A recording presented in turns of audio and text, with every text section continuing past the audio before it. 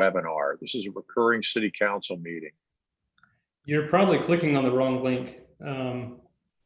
Yeah, because mine says we're live. Yeah, the one that yesterday that I sent you a reminder on this morning would have been the correct one. That's the one I thought I had in here. Let's see. Okay, Mayor. Yep, ready to start. All right. To start this webinar. This is a recurring city council meeting. You're probably clicking on the wrong link. That was odd. All right, go ahead and start, Mayor Smith, whenever you'd like. All right, I would like to call to order the July 14th special meeting of the Oxford City Council. Ms. Eaton, will you please call the roll? Mr. Bracken. Here. Mr. Ellerby. Here. Mr. Prithridge. Here. Ms. Ragu. Here. Mr. Snavely. Here. Ms. Southard. Here. Mayor Smith. Here. May I have a motion to approve the agenda? So moved. Second? Motion by Mr. Savely, seconded by Mr. Prithridge. Before we move into public participation, I would just like to remind the public that this section is for comments about items that are not on the agenda. So if you want to make a comment about the mask ordinance or the chokehold ordinance, please wait. There will be a public comment section for each of those. So anyone wishing to make comments about items not on the agenda? Is there anyone, Mr. Perry?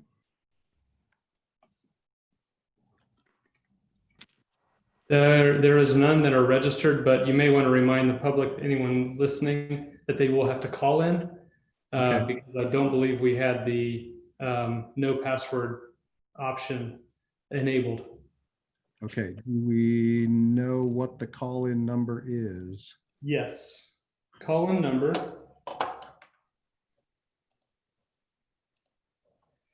is 1-929-205-6099. All right. So for the public, the call-in number to make comments is 1-929-205-6099.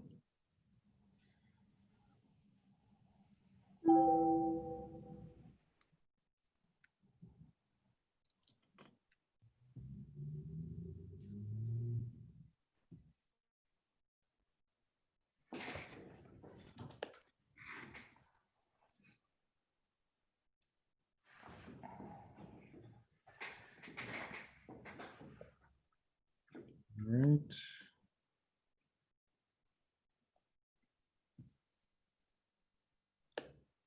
Seeing no call-in comments, I am going to ask that we untable the minutes from. I move to remove the item from the table and move that we approve the minutes.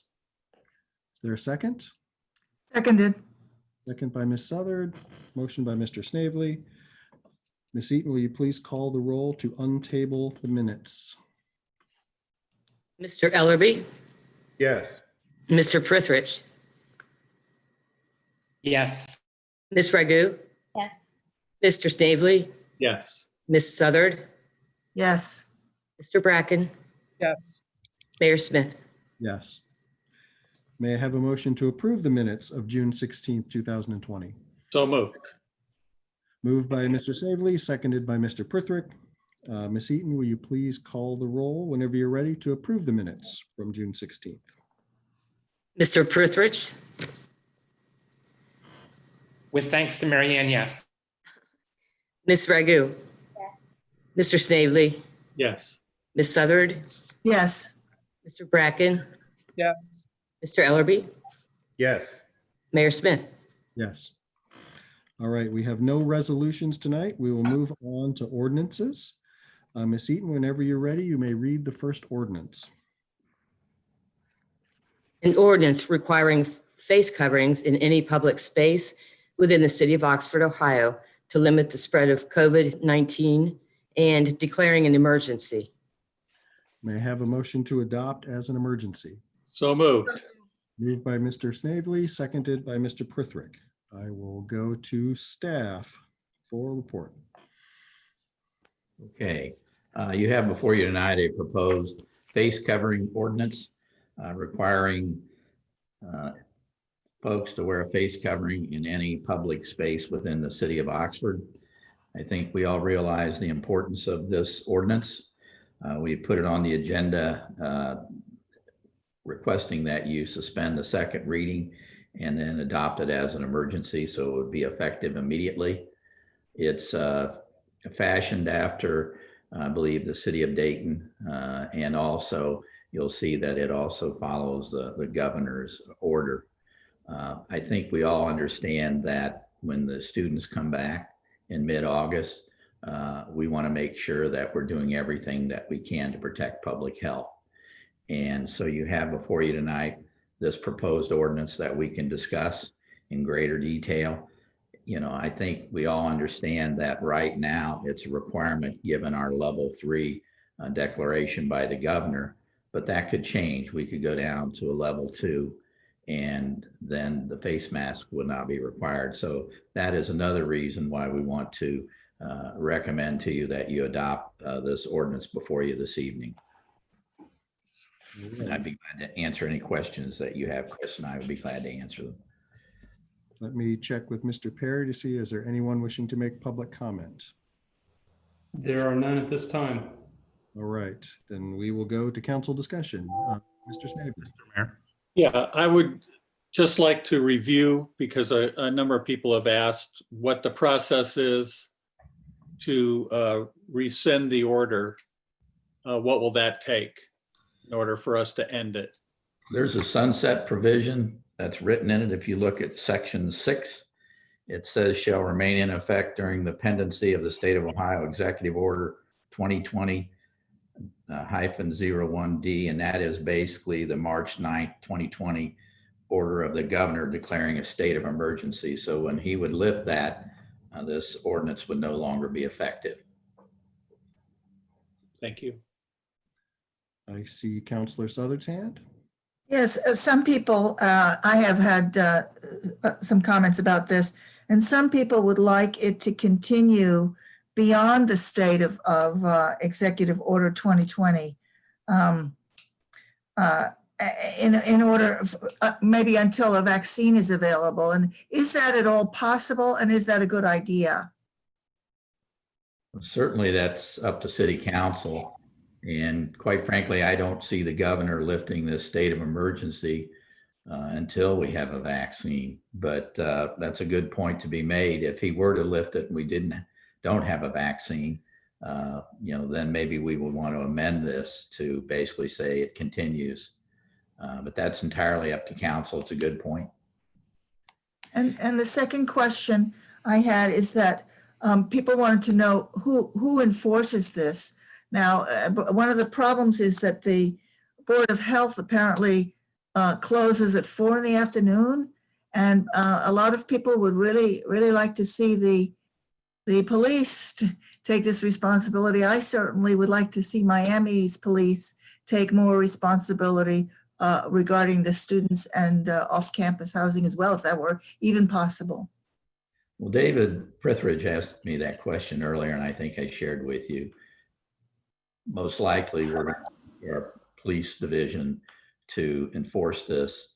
And our plan is to only enforce this amongst the most egregious offenders. For example, if we have a business that flat out refuses to post a signage, doesn't ask folks to wear masks, basically is not complying, then I think we would fine that business. It's spelled out as a $100 fine.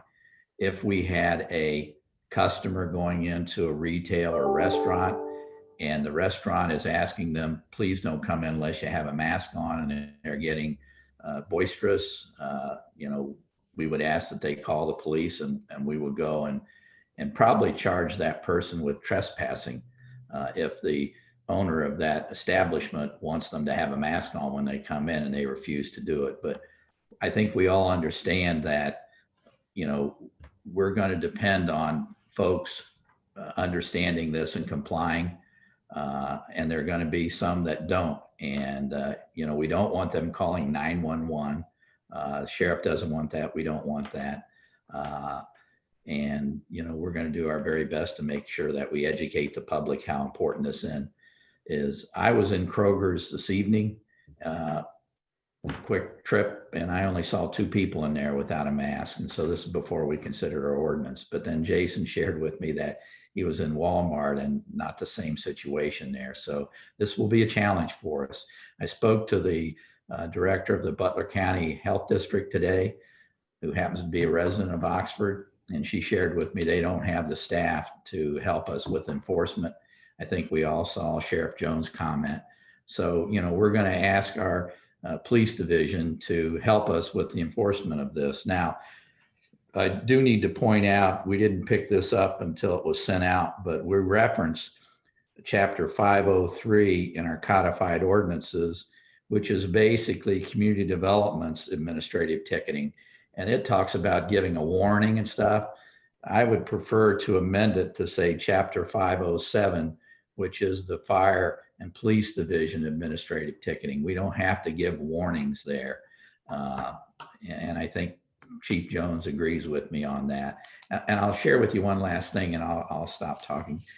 Casey Woodell, who is also attending the meeting tonight, was concerned about the baseball, softball teams, and also the upcoming soccer teams. And I felt like if we look at, this is in section 3, paragraph D, it says in settings where it is not practicable or feasible to wear face coverings, such as when receiving dental services, medical treatments, or while swimming. We may want to expand that to include other recreational activities, but obviously with an ordinance like this, you can't cover every circumstance, I don't believe. And of course, we can't expect the citizens to have this memorized, but those are just the only 2 comments I have. If David would agree, I would accept the change to 507 as a friendly amendment. Yeah, certainly. And I think the reference to certainly entertain the reference to the other recreational activities. Before I chime in, Sam, could you please read the number out to folks again if they don't see it, just in case, because I know a lot of people had thoughts on this and just want to make sure people know how to call in. Sure, yeah, I just added that there are 19 people watching on YouTube, and I just added that as a comment on the YouTube comment box. The phone number is 929-205-6099, and the webinar ID is 880-023-6460. So I apologize about that, but that does provide an opportunity for audio comment. Okay, thank you. If I may, Mr. Mayor, I wanted to just extend thanks to staff, including Mr. Elliott and Mr. Conard, who, this all moved very quickly. We went from saying we wanted to talk about the idea of responses to COVID, but obviously circumstances moved forward so quickly. And then even though the governor did issue face mask wearing orders for counties like Butler, I really am happy that we're moving forward with it anyway. I think this means that we could continue this if the governor rescinded the order, but I also think it means that we have some local enforcement capacity.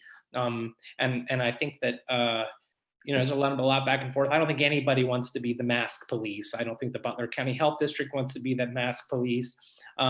So this, correct me if I'm wrong, Mr. Elliott or Chief Jones, this really will be complaint driven. We're not driving around looking for this.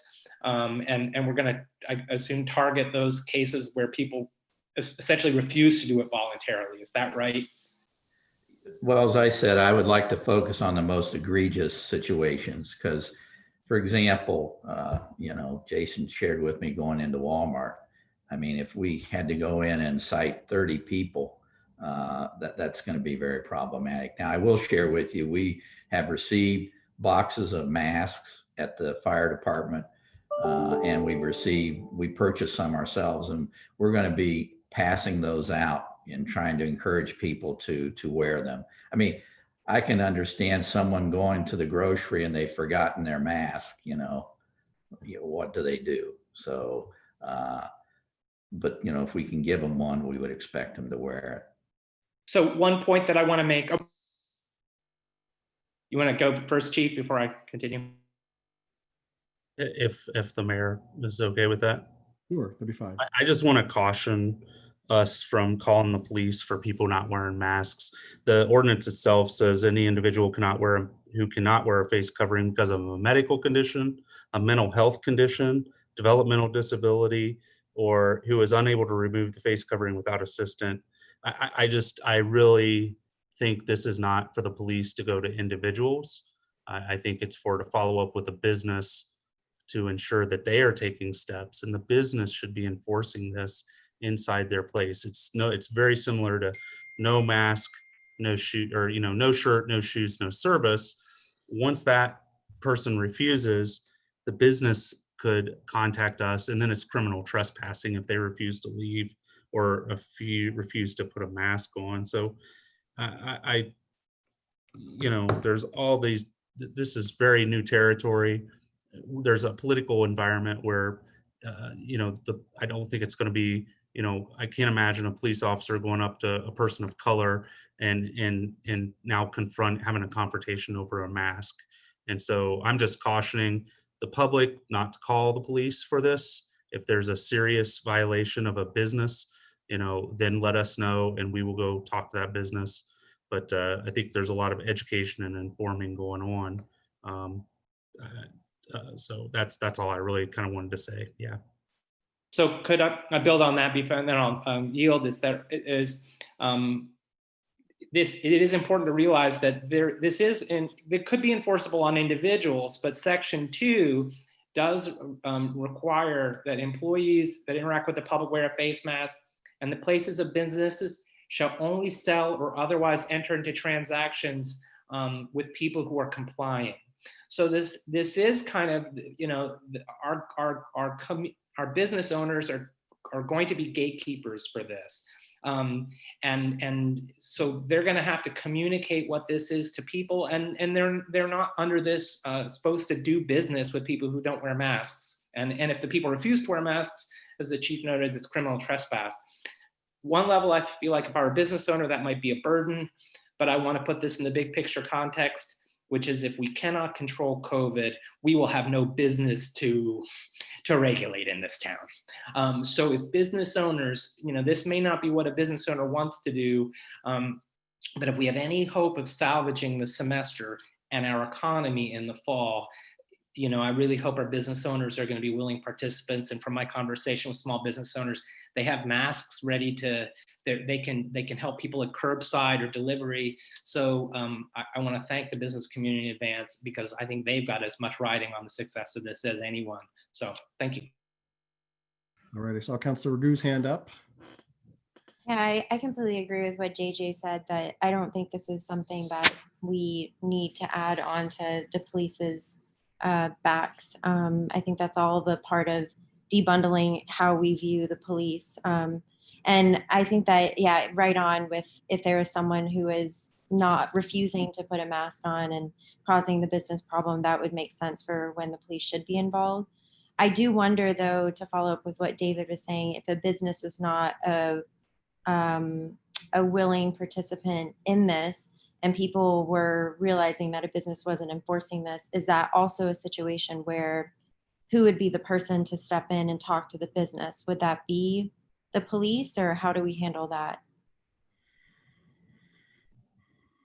Yeah. Well, I mean, you've got administration and you've got police, so, we'll share that responsibility. It's going to be a Herculean task, though. I mean, my observation is most businesses are responding positively, but I've not been into all of our locations. So if someone does have a business that they're concerned about, then should they send an email to you, Doug, or what? Are you the point person? Yeah. Okay. I'd be glad to. we'll do the best we can. I mean, I think we all understand, as David aptly put it, our fate is in our hands. If we want to continue having Miami University remain open and our economy moving forward, it's important for all of us. I mean, if you don't care about the economy, don't wear a mask, but heaven forbid, I hope we don't have people like that. So we'll do our best to educate, provide masks, and then deal with the situation.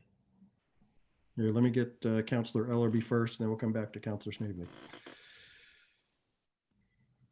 All right, thanks, Mike. I just have, I guess you'd say, a couple of comments. First off, I don't want to pass this. I mean, I believe that adults should be able to decide their own fate.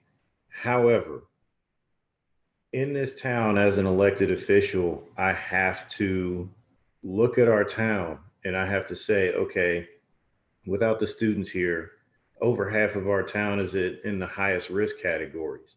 So as an elected official, we have to protect our town. The second thing is we invested quite a bit of money in our businesses. And we want to ensure that those businesses remain healthy and thrive. And if Butler County makes it to level 4, we might not have that opportunity. And this is us being proactive to make sure that our town is contributing to the solution and not the problem. And because of that, we're empowering our businesses through the enforcement of this ordinance, as we've already discussed. But at the same time, when you empower someone, you should also give them some responsibility. So I really think that the way that we're handling this and the way that the ordinance is written is the most reasonable solution to an issue that will affect all of us. And I mean, I'm extremely worried about our businesses, and I hope that we can make it through this and continue to have a thriving economy and a vibrant community. All right. Back to Councillor Snavely. I agree with Glenn 100%. I thought it was really well stated. And I think the good thing about Oxford is that almost all of our citizens are good people. I think they will comply with the law without having to have some kind of draconian enforcement. They're pretty smart. And I think Glenn's point is perfectly stated, that if people don't abide by this, it's just extending the virus. It's extending the pandemic, and that's going to be bad for business. It's going to be bad for the schools. It's going to be bad for the university, and it'll be bad for everybody. So I think this is the right thing to do, and I think we should vote on it. All right. Well, Councillor Southern quickly, and then Councillor Bracken. I wanted to ask whether how everybody felt about extending the end date so that it isn't just when the governor declares the end of the emergency, so that it's when we decide that we are all safe. I wondered if you felt that that was a reasonable amendment to make to the ordinance or not. I mean, I support everything that you all have been saying, and I just want to be sure that we have control in order to help our community remain safe and healthy and our businesses thrive. Thoughts? Let me get Councillor Bracken here. I agree with the intention there, but I don't think it'll be necessary. I think the emergency orders will probably align with all the things we care about. And putting it to something like when we have a vaccine isn't a very good line, because we don't know enough about the efficacy of a vaccine or what the numbers will look like when a vaccine comes. So I don't think that's a good measure. I think this is a pretty good place to keep it. And if we should have to extend it past that because of some reason, then I think we could do that at that time. Yes. I see Mr. Newland's hand up.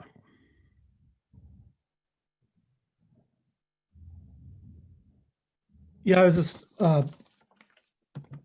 before the mask thing even started, I was curious, since we opened up City Hall, to see how many people were complying with our request to wear a mask. And the 8 days leading up until the 4th of July, 43 people had masks and 41 people didn't. So that's 51 to 49%. And since last Wednesday, 37 people did, 9 didn't, so it went up to 80-20.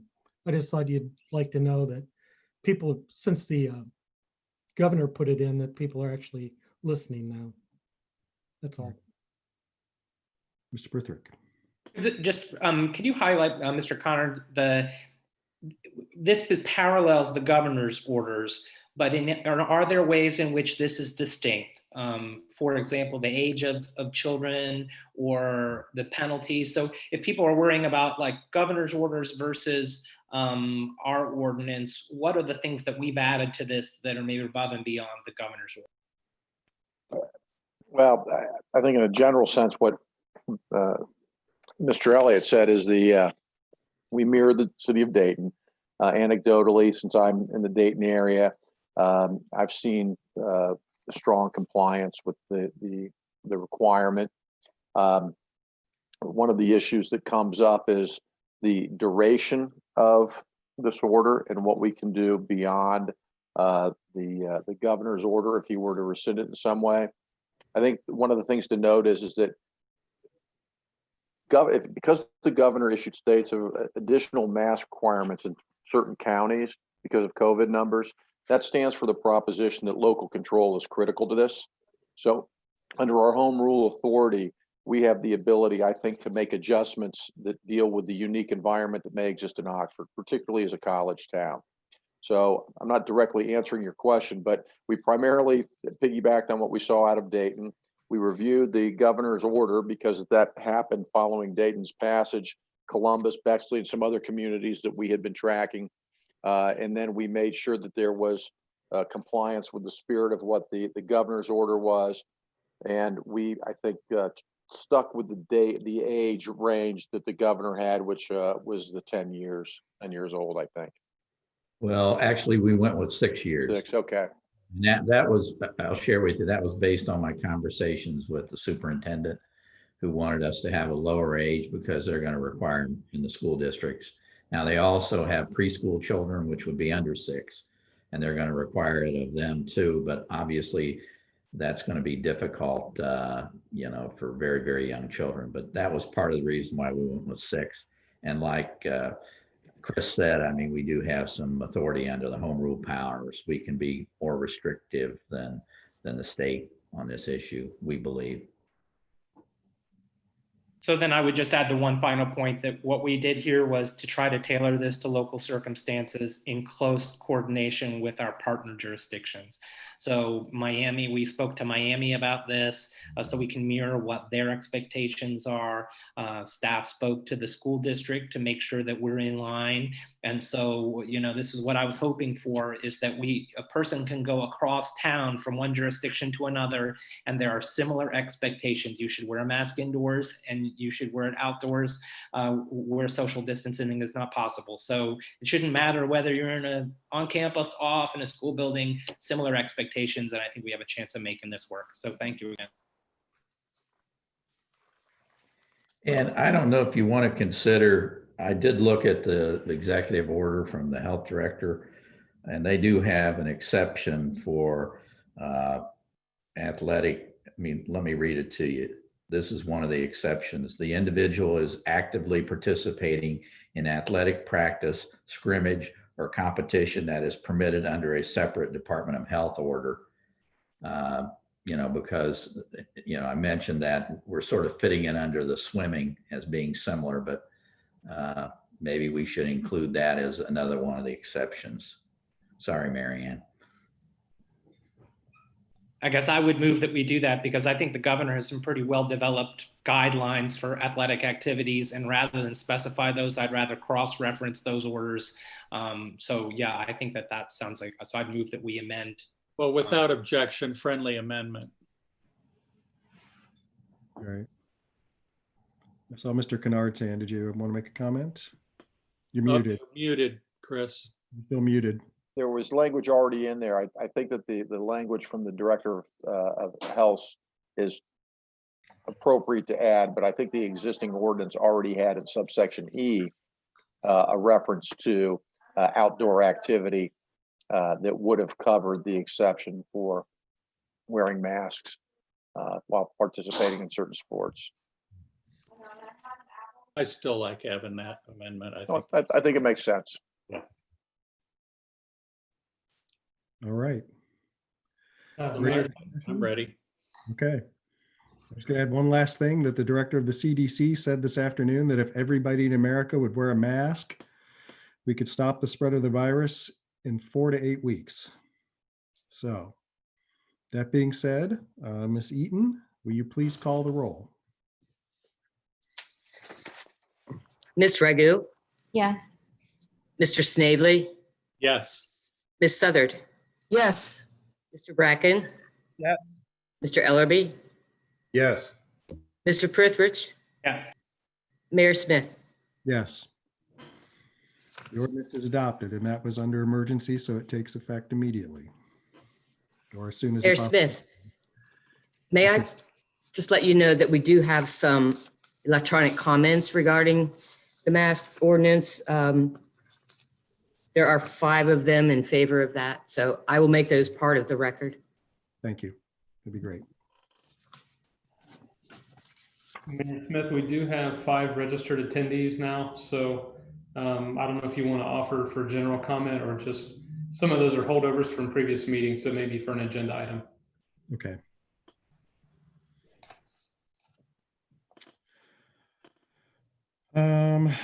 At this point, why don't we move on to second readings? And I will need a motion to remove the first, second reading from the table. Moved by Mr. Snavely, second. Seconded. Second by Counselor Southard. Ms. Eaton, will you please call the roll to remove our first, second reading from the table? Mr. Snavely. Ms. Southard, Yes. Mr. Bracken, Yes. Mr. Ellerby, Yes. Mr. Prithridge, Yes. Ms. Ragu, Yes. Mr. Snavely, Yes. Mayor Smith. Yes. Ms. Eaton, will you please read the first, second reading at your convenience? An ordinance adopting new section PMC 108.2.5 entitled Securing Vacant Properties within the International Property Maintenance Code section of Part 13 of the Oxford Codified Ordinances entitled Building Code. Motion to adopt? Move to adopt. Moved by Mr. Snavely, second. Seconded. Second by Counselor Southard. Mr. Perry? Good evening. Thanks, everyone. Thanks for allowing this to continue moving forward and having it on the agenda. As we discussed in the first reading, which was 2 meetings back, there's currently a provision in the property maintenance code for the city to actually go into vacant buildings and secure them if the property owner has not responded to enforcement. So what this code would do is expand on that and allow us to go into properties where there is no building and correct any kind of public safety issue. For example, a large hole in the ground where a building has been demolished, and resolve the matter if the property owner is unwilling. And then that would be placed on the property owner's responsibility to compensate the city for that in the form of a lien. We hope that that doesn't happen, but that we'd like to have that ability if we need it. And so that's what this code amendment would do, give us the ability to do that. All right. Fantastic. Is there anyone from the public who would like to address this ordinance before council? There is no one raising their hand, so I'm not aware of anyone. And there are 20 people watching on YouTube as well. And I did place the meeting password information in the comments for the YouTube. So I think we would have resolved any connection issues at this point. Okay. Then we will move on to council discussion. Any questions? All right. Seeing none, Ms. Eaton, will you please call the roll? Ms. Southard, Yes. Mr. Bracken, Yes. Mr. Ellerby, Yes. Mr. Prithridge, Yes. Ms. Ragu, Yes. Mr. Snavely, Yes. Mayor Smith. Yes. Ordinance is adopted. We will move on to our second reading. May I have a motion to remove it from the table? So moved. Moved by Mr. Snavely. May I have a second? Seconded. Second by Counselor Southard. All right. Ms. Eaton, will you please call the roll to remove the second reading from the table? Mr. Bracken, Yes. Mr. Ellerby, Yes. Mr. Prithridge, Yes. Ms. Ragu, Yes. Mr. Snavely, Yes. Ms. Southard, Yes. Mayor Smith. Yes. All right. Ms. Eaton, when you, at your convenience, you may read the second reading. An ordinance repealing Oxford Codified Ordinance Part 13 entitled Building Code, Title 3 entitled Local Provisions, Chapter 1320 entitled Fees. May I have a motion to adopt? So moved. Moved by Mr. Snavely. May I have a second? Second by Mr. Prithridge. And I will again come to Mr. Perry. Thank you, Mayor. Appreciate it. This is more of a correction for an oversight on staff's part, which was probably about 10 years ago when we moved all the building fees into the fee ordinance instead of leaving it in the codified ordinance. So we would like to take this out of the codified ordinance just to make sure there's no confusion. Great. Is there anyone from the public who would like to address this ordinance? All right, we're seeing no hand raised. Any council discussion? Seeing none, Ms. Eaton, will you please call the roll? Mr. Ellerby, Yes. Mr. Prithridge, Yes. Ms. Ragu, Yes. Mr. Snavely, Yes. Ms. Southard, Yes. Mr. Bracken, Yes. Mayor Smith. Yes. That ordinance is adopted. We will move on to our second reading. Now, for some reason, I don't see that this one was tabled. I don't think we got to it. Okay. Then, Ms. Eaton, you may read the ordinance whenever you're ready. Ordinance amending Oxford Codified Ordinance, Section 525.12 entitled Dereliction of Duty by adding subsection E 1 and 2 to ban the use of chokeholds. That's the wrong ordinance, the one before that, the third one. Oh, I'm sorry. That's right. An ordinance amending ordinance number 3538, supplemental budget ordinance number 4, to make supplemental appropriations for fiscal year 2020. May I have a motion to adopt? So moved. Moved by Mr. Pritchard, seconded Seconded. by Councilor Southard, and we will go to Mr. Newland. Hey, I'll just go real quickly. There's just two items. The first one is $428,864 CARES funding that we'll be receiving from the county auditor's office. And on the expense side is the same amount, $428,864 for reimbursements for COVID-19 related expenditures. And the second, we're moving $10,000 out of personnel services into operating expenses. And that's to cover the cost of the gift card program and the DORA startup expenses. Okay. Mr. Perry, is there anyone from the public who would like to address this ordinance? I have 4 attendees, but no one raising their hand. So I'm going to make the assumption that no. All right, thank you. Any council discussion? I see Mr. Prithridge's hand. It's just a question. This was kind of buried in the meeting, in a very long meeting last week. Can you talk about the kind of expenses that the CARES money can be used to reimburse? Just to send up a warning flag for our citizens, we're going to enter a really difficult financial period in the city of Oxford. And so what can this CARES money be used for example? am I still on? Yep. Anything, any supplies that we buy for personal protection. And I've got to check on this because if you do anything for economic development, that money should be reimbursed also. But since we're selling the cards and bringing the money in, I'm not sure if that's going to fly with the auditor, so I'll have to check with them before I do that. But the one thing you can't do at this time is you can't replace revenue with it. But things change day to day, so they're trying to loosen up some of the restrictions. So as they loosen them up, we'll take advantage of whatever we can that is ethically possible. So we, for example, does this mean then we could consider purchases? Like if we say hey, we would like more outdoor furniture to expand outdoor dining uptown, is that the kind of expense that we could contemplate with CARES dollars? I mean, I don't know what the rules are. No, because it's really not related to COVID-19. It's only COVID-19 expenses. Yeah, I guess I'm talking about the economic development. If, for example, moving, I mean, I don't want to go into an exact example, but I guess that if we can know what the parameters are, then maybe we can do some brainstorming both to make up for lost costs, or if we anticipate costs.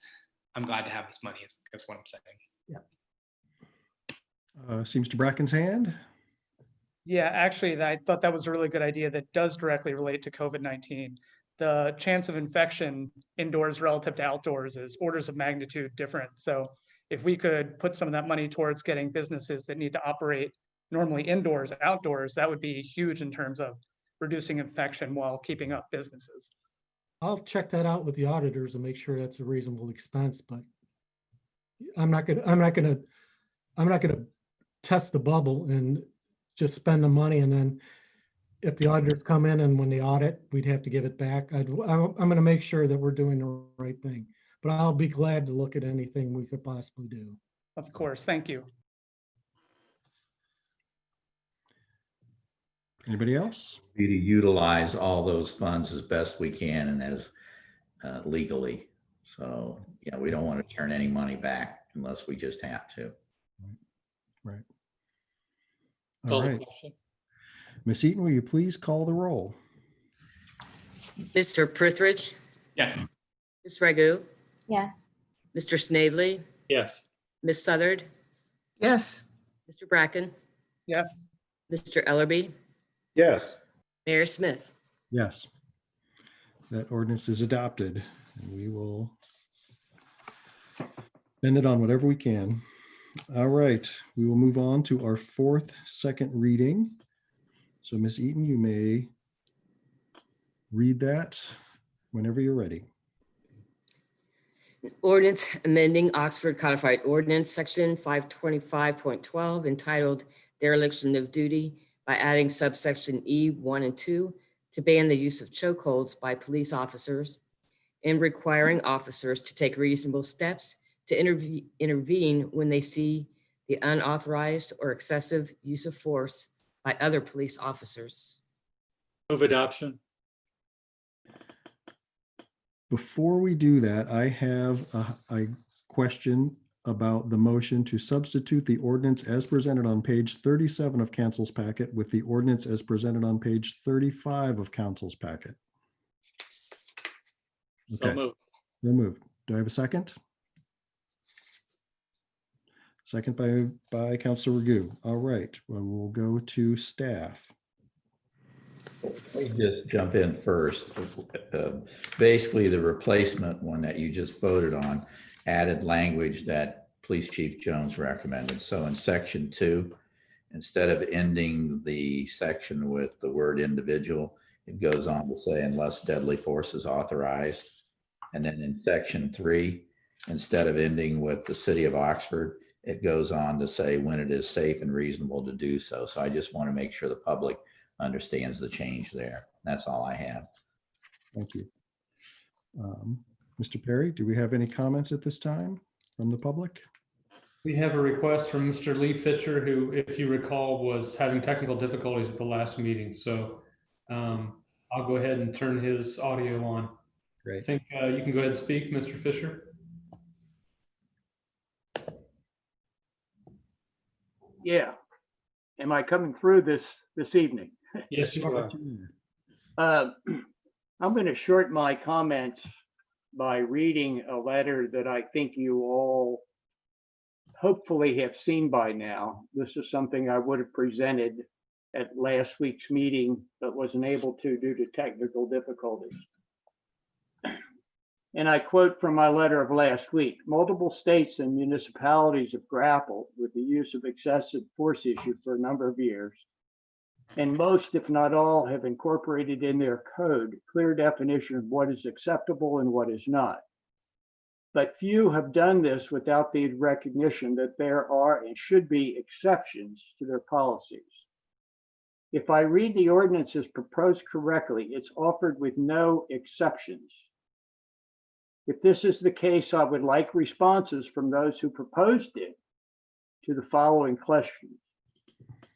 Would an officer who applied a chokehold be guilty of dereliction of duty if he or she applied a chokehold to protect the life of themselves, another officer, or a civilian, subdue an armed suspect, prevent a suspect from gaining control of an officer's weapon, control a suspect who is resisting arrest, or control a suspect who has used or threatens to use deadly force in the commission of a felony? If the answer to these questions is yes, as proposed, as the ordinance as proposed would still apply, I urge you to reconsider and allow for exceptions when it comes to the use of force. I would urge you to consider all of the above scenarios to be exceptions to the proposed changes to the ordinance. Enacting the ordinance as proposed would be a disservice to both police officers and the community that they serve. Perhaps a more reasonable question would be to ask yourself, what if it was me involved in the questions outlined above? Would you object to the use of a chokehold then? As I sat to write these comments to you, I played through in my mind how I could be impacted by the ordinance as proposed. Consider the following scenario. Lee Fisher is walking on High Street when he is physically assaulted. An Oxford police officer witnesses assault and comes to Fisher's aid. The person assaulting Fisher resists the police officer's attempt to arrest them, and they go to the ground. The officer recognizes the struggle has to stop, and a chokehold is applied to subdue the suspect. Suspect is arrested, tried, and sentenced to a jail term. While in prison, the suspect sues the city of Oxford and the officer involved based on a violation of the ordinance. City decides to settle the case and pays the felon. Does this in effect mean the city has paid someone else for an assault committed on me? It's extremely easy for everyone to sit in the safety of their chair and dictate to law enforcement what they can or cannot do on the street performance of their duties. Again, I would urge you to thoughtfully consider the recommendations I've made before any changes to the ordinance are approved. It is simply not a wise or prudent thing to do to propose the ordinance as written to satisfy a national and local reaction to threatening circumstances that few have ever experienced and hopefully will never experience. And I'd really like maybe from those that proposed the ordinance to respond to whether that ordinance would apply for the following: protect themselves, another officer or civilian, subdue an armed suspect, prevent a suspect from gaining control of an officer's weapon, control a suspect who's resisting arrest, or control the suspect who's used or threatened to use deadly force in the commission of a felony. I'd like some discussion of that, and I'm guessing primarily from those that propose the ordinance. Thank you. Thank you. Barry, do we have anybody else? Yeah, I'll go to Mr. Jeff Robinson. All right. Thank you, Mayor. Again, my name is Jeff Robinson, and I'm speaking to you today as a lieutenant with the Division of Police. I just want to join you in denouncing the treatment of all people in a manner that is demeaning, demoralizing, and flat out outright illegal. I admire and applaud your desire of the intent behind this ordinance, but I do urge you to exercise caution in codifying your words in an ordinance that's repetitive and possibly unenforceable. As a longtime criminal investigator and one of the division's internal affairs investigators, I do immediately see some concerns with the ordinance as written. And I understand that there are some changes that have been proposed. I have read those, but I still want to address a couple of these items because I'm not sure that there's a clear understanding that maybe Mr. Kennard could go into even further. Section E1, the ban on chokeholds or lateral vascular neck restraints. Simply, this isn't a tactic that we teach at the Oxford Police Department. As a matter of procedure, absent a scenario where lethal force is authorized, neck restraints are just simply not permitted. General Order 26.1 states in part that members should not use more force in any situation that is reasonably necessary under the circumstances. The use of deadly force is further referenced in General Order 1.3, where deadly force and serious physical harm are defined. These definitions help form the policies that officers are to operate under. Simply put, we presume that the application of lethal force will result in the death of the offender. These definitions and distinctions are very important to note because the Supreme Court of the United States in Tennessee versus Garner has ruled that a police officer may only use deadly force if they have probable cause to believe that a suspect poses a threat of serious physical harm, either to the officer or others. Furthermore, these policy definitions mirror those found in the Ohio Revised Code and can be further referenced in a criminal complaint against an officer should their authority to use force be exceeded. Section E2 of the proposed legislation essentially requires all officers to take reasonable steps to intervene in an excessive force scenario. I believe the legislative intent here is mirrored in our General Order 26.1, which again states in part, members knowing of other members violating laws, ordinance, rules of division, or disobeying orders shall report this in writing to the chief of police via the chain of command. If the member believes the information is of such gravity, it must be brought to the immediate personal attention of the chief of police, and the chain of command may be bypassed. So my question on this is, will the ordinance be limited to OPD, or is it going to apply to the other 4 agencies that routinely patrol our streets? Some of the real concerns of the proposed language include confusions by the officers. At this time, despite many attempts by state and circuit courts, there's no concise definition of excessive force. The Supreme Court of the United States in Graham versus Connor has opined the question in excessive force cases is whether the officer's actions are objectively reasonable in light of facts and circumstances confronting them, without regard for the underlying intent or motivation. This test will be different for every officer. Training, experience, size difference, physical conditioning, environment, and available tactics are just a few of the many areas that are reviewed in this test. The proposed ordinance on its face does not take this into consideration. Remember, an arriving officer who may not be an Oxford police officer will not have the same view of the facts and circumstances in the same way officers already on scene will have. Finally, the Ohio Revised Code has sections within chapters 2903 and 2921 that specifically deal with state prosecutable charges that would be enforceable should an officer exceed their legal authority or be found derelict in their duties. Again, I appreciate you as the council in your desire to make a statement against excessive force by law enforcement officers. Please understand your police division has already made these statements by enacting policies and procedures that mandate our officers that we treat all persons with dignity and respect, as well as protect the constitutional rights and well-being of all persons. Again, thanks for your time tonight. Thank you. Appreciate that. Next, we have Mr. Brandon Humphrey. All right. Hi, everyone. For the record, my name is Brandon Humphrey. I live at 609 Ogden Court. Before you all vote on this issue, I'd like to remind you of the values of the Oxford community that should unite us all. Equity, diversity, and inclusion. And I want to juxtapose these values against the reality that there are members of this community, especially people of color, who don't feel equally protected and who do not feel included or welcomed in the Oxford community. Given this country's long history of racial injustice at the hands of the police, these feelings are justified and valid, and that's regardless of how good of a job you think the Oxford Police Department is doing.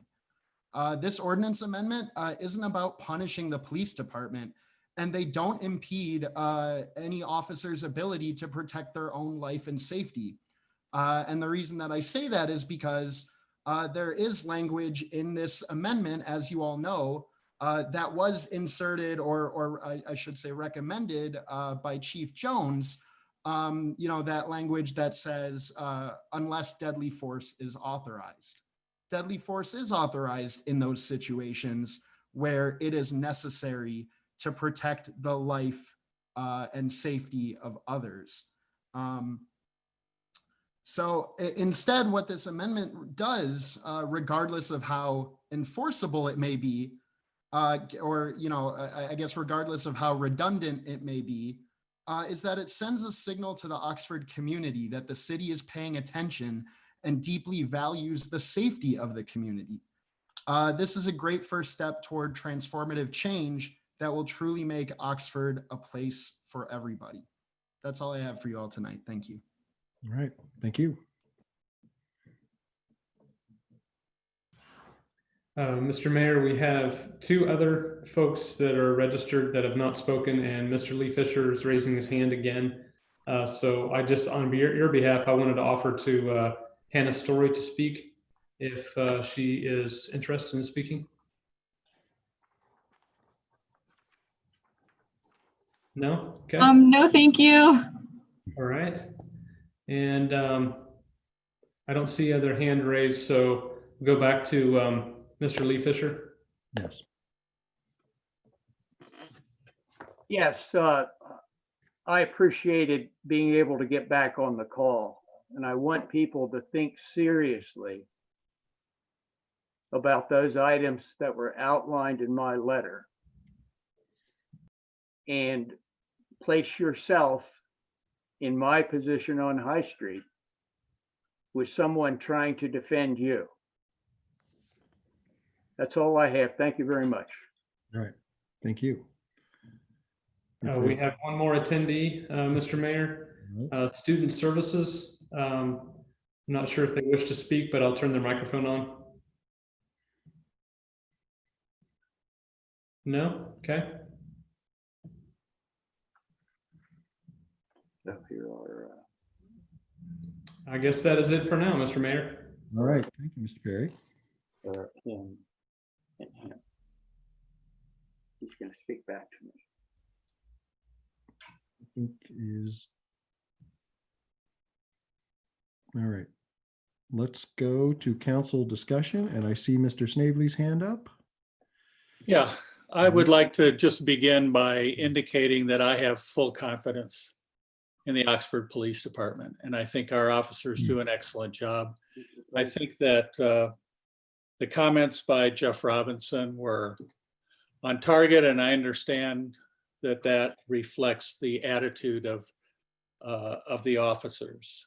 I think that ordinances of this type have been passed across the country, and I think they've been passed for the reason articulated by Mr. Humphrey. And it does, I think, send a message. As far as the comments by Mr. Fisher, I think that the addition that was made by the chief is important. And I welcomed it because it says unless deadly force is authorized. And I think that takes into consideration many of the issues that he had. As for resisting arrest, let's remember that that was exactly what happened with George Floyd. That was exactly the reason that was used to murder him on national television and across the country, was that it was claimed that he was resisting arrest. And there was no evidence of that whatsoever. But everything else, I think, is covered pretty well in terms of when deadly force is authorized. I appreciate, and I just want to publicly thank the city manager, the law director, and the chief of police, who have each added very important items, as well as the Police Community Relations and Review Committee. And all of them have looked at it and reviewed it. And so I'm happy to respond to any questions. All right.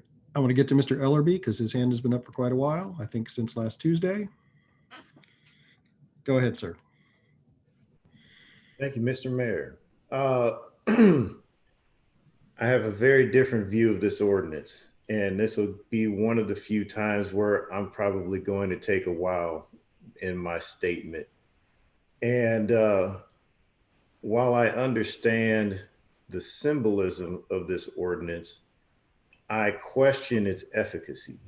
So, as Mr. Kennard said in last meeting, there are things that are symbolic, and then there are things that are substantive.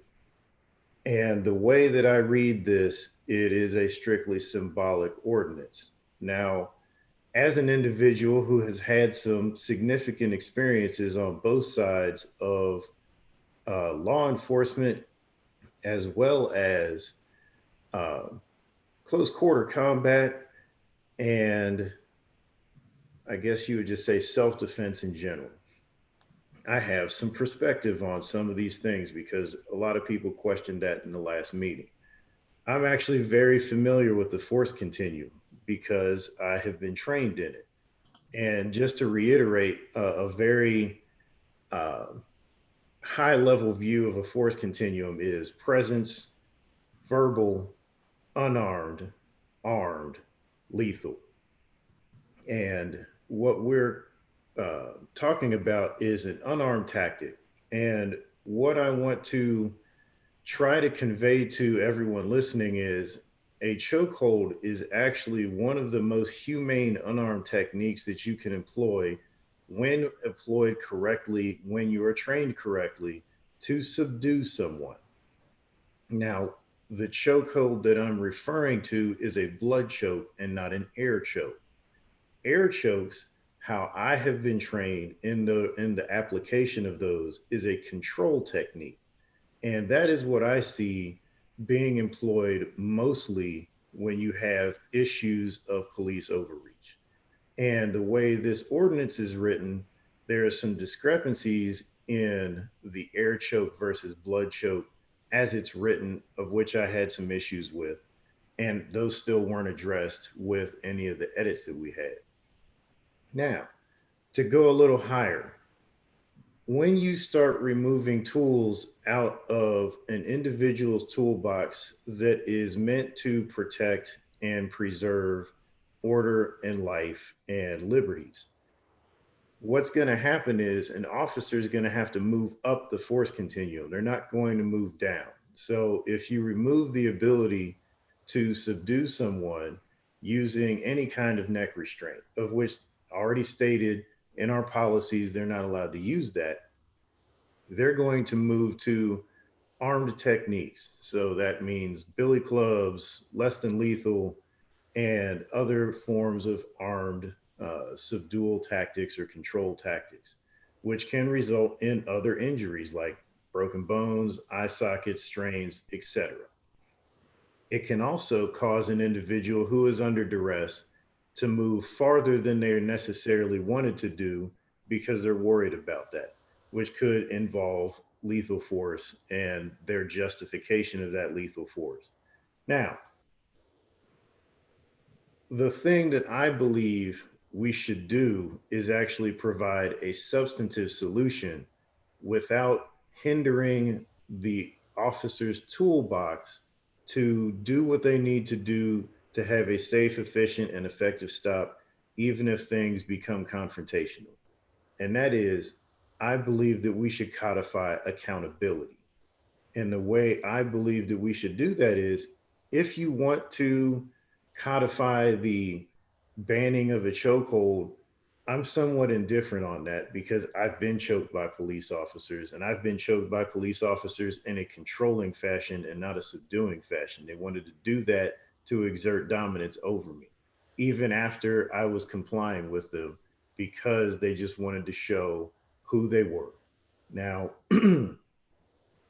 I did not like that. I'm sure there are plenty of people in this town that have also experienced that, did not like it.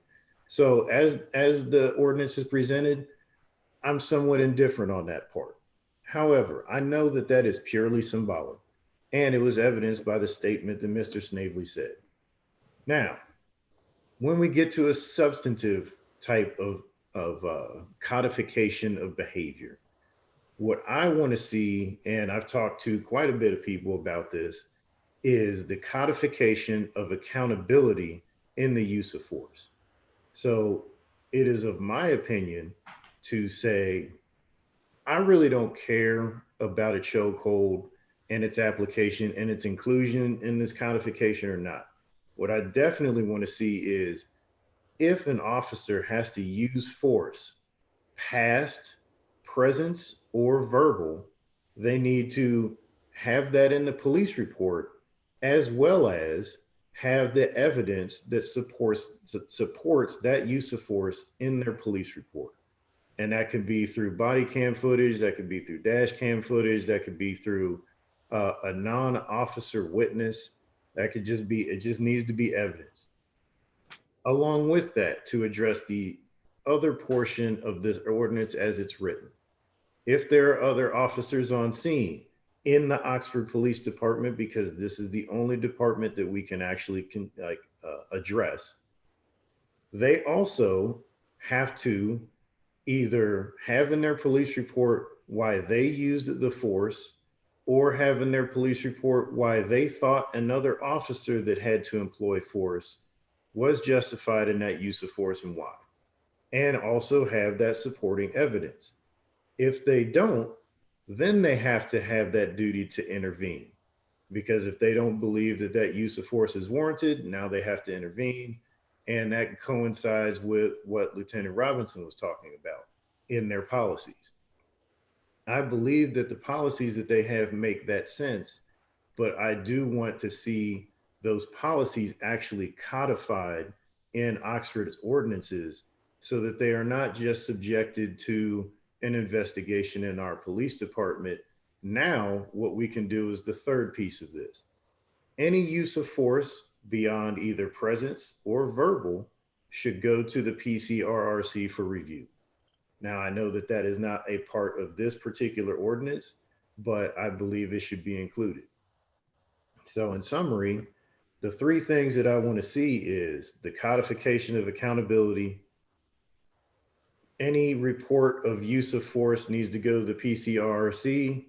And then finally, if you want to codify the banning of a chokehold, I'm not really against that, but I do not think it's necessary if you do the first two steps.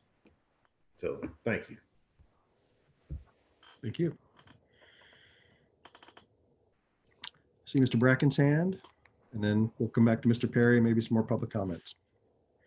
I would just like to give my support for comments of Councilperson Ellerby. I would fully support that going forward, but I also want to address Mr. Fisher's comments. So in the PCRC meeting that we had around the verbiage and the intent of this, we talked about how what we meant by restraint wasn't simply the use of the chokehold, but sort of an ongoing restraining method as we saw in George Floyd. And I think with the new wording that our chief put in there about only in the case of authorized deadly force, would that be allowable? I think that covers that. I also think that police officers are generally given very, very wide latitude, often too much latitude in our court system in terms of using force. And so while I understand your concern, I think it's duly addressed in the verbiage of the legislation. All right. Point of order. Yes. Since we've passed public comments, I'd like to listen to the other council members. I know Edna just had her hand up, and I'd like to listen to what she says. If there's some, I don't want to get into a debate with the public back and forth, but if there's somebody who hasn't spoken or who has something new to say, I think it's fine for you to address them. But otherwise, we've passed the public comment section. That's my point of order. Duly noted. Councilor Southard.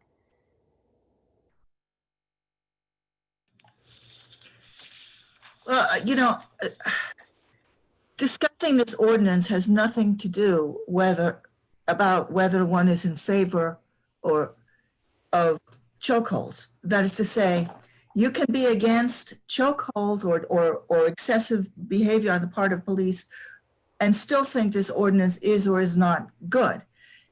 The legislation that we pass as a council should be thoughtful, enforceable, and effective, and not simply symbolic.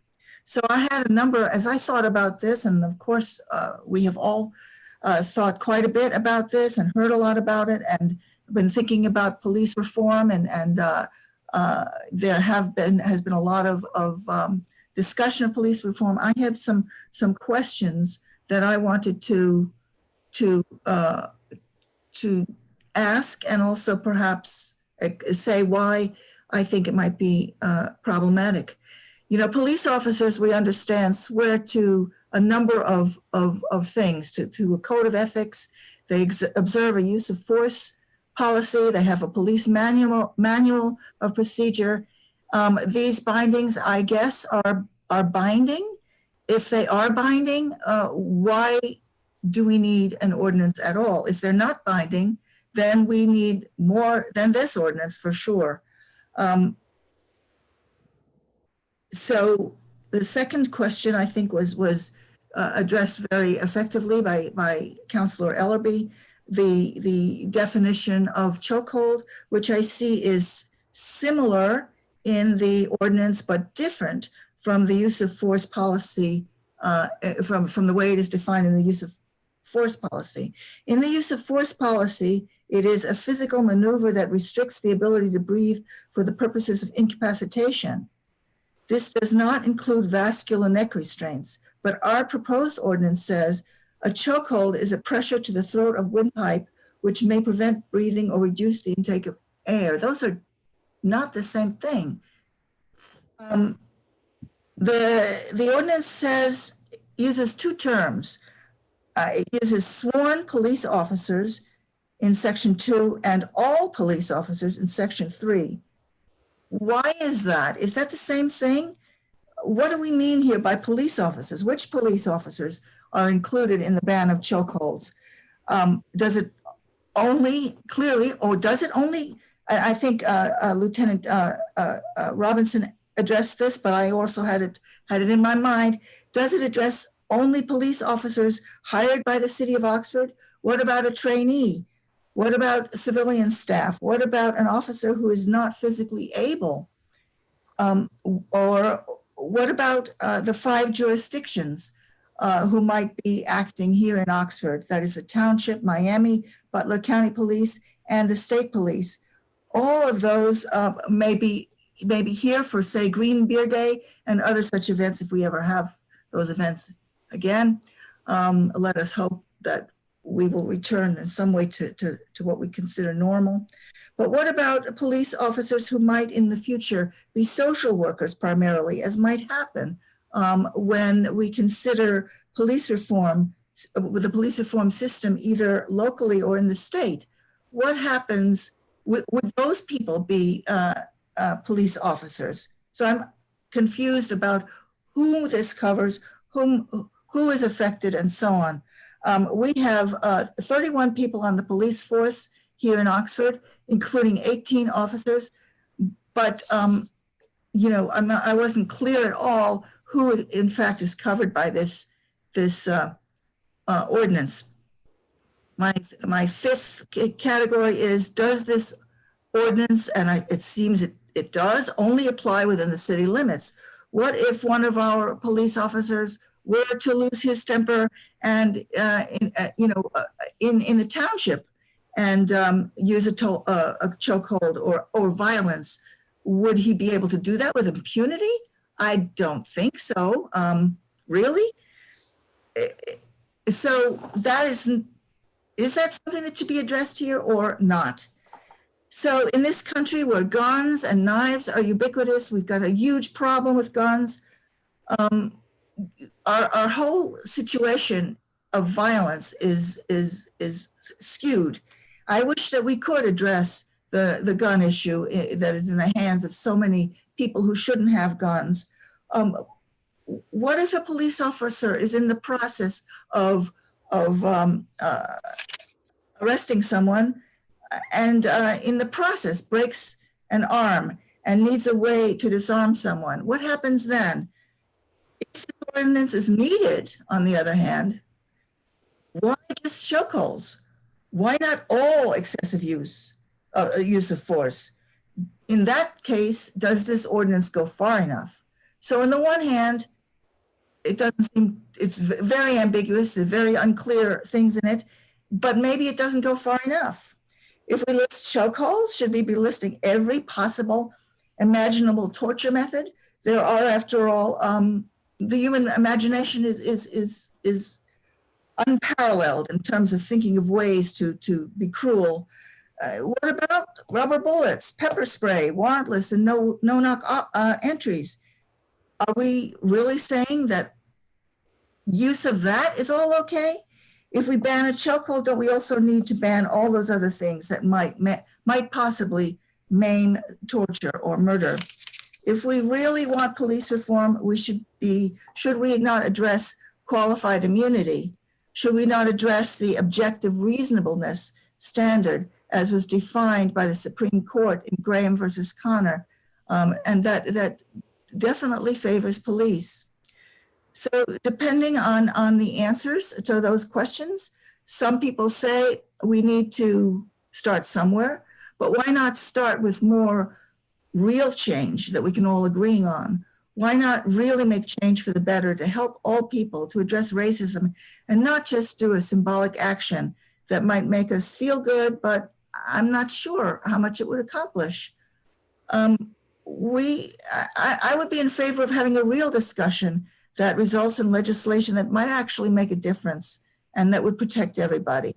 Could it do harm? That's the other thing. Well, after all, you can't, we could pass this ordinance and it wouldn't do harm. Well, yes, it could do harm. It could lull us into the sense of thinking that we actually accomplished something tonight, when actually all we did was make a gesture that didn't result in any real change. So I would like to know, what's happening, and I'm trying to follow the Justice and Policing Act that's in Congress, and wish that would help us in a national way. It should be that a law enforcement officer who has done something that tortures somebody shouldn't be able to get another job anywhere. This is a national problem, a national disgrace, and we should lobby our Congress people to change that. We need to have more collaborative discussions within council and with the police. I'm for legislation that's substantive and not symbolic. All right, I saw Mr. Ellerby's hand, and then I saw Councilor Ragu's hand, and then we'll come back to Councilor Brackett. So, Councilor Ellerby? I'll be happy to defer to Councilor Ragu since I already spoke and she hasn't. All right. Councilor Ragu? Oh, thanks, Glenn. It's been several weeks now that people have been protesting in the streets, every weekend, almost every day.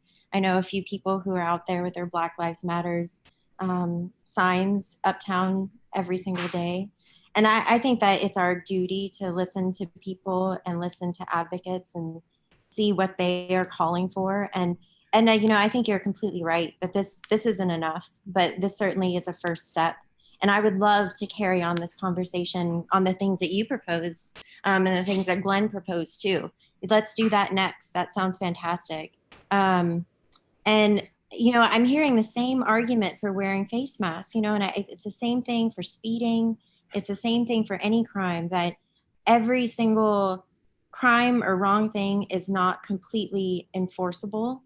But from what I read and the advocates that I talk to, they want a ban on chokeholds, and that we know, just like Lieutenant Robinson was talking about before, a lot of these things are already listed in different ways in the state ordinances and maybe federal ordinances. And that's awesome, because that means that Oxford police officer who is doing what they need to be doing, this doesn't actually change their practice. So it's awesome. It's very minimal change for all of those, the good apples, right? So I think that's fantastic. And what we talked about before at the Police Oversight Committee is that enforcement redundancy it can be a really good thing, and that there is a place for it, and that it can further emphasize the importance of something, and that it has been found time and time again to be very constitutional. So I think that, you know, Edna, Glenn, let's do it. All those things you talked about, I completely agree. And this is something that people have been asking for, and it is just a very small baby step. And there's a lot more transformative change, like Brandon Humphrey was talking about before, that needs to be done. All right. Councilor Bracken? Did Glenn have more to say? Because I didn't want to cut him off either. I'll defer to you. I do, but I'll defer to you since you have the floor. Thank you. Yeah, so I agree with all the comments of Councilor Ragu, and I wanted to add that symbolism in itself is very, very important, and that redundancy is important, and sending messages to the public and society that we are concerned and that we are listening, and hopefully we follow that up with more things, because I also agreed with just about everything you said, but we have to take first steps. And the truth is that this is a very minor step, and we're already feeling a lot of resistance. So I hope we don't feel that resistance going forward when we do things that have more change and more efficacy to them. I have lots of thoughts on this, but I'm gonna take a break for a moment. Leave it at that. All right. Yes, Councilor Ellerby, back to you. All right. Just to address a few of the statements that my fellow councilors have made and how it ties back into my initial opening statement. First thing I want to say is George Floyd did not die from a chokehold as is defined in this ordinance. So I just want to be very clear that everyone here understands that. He died from a knee on his back, which is not what this is defined as. So just understand that. The other thing is, referring to Councilor Southard, when you attempt to legislate one item, then you invite unintended consequences. And I've said these kinds of things before.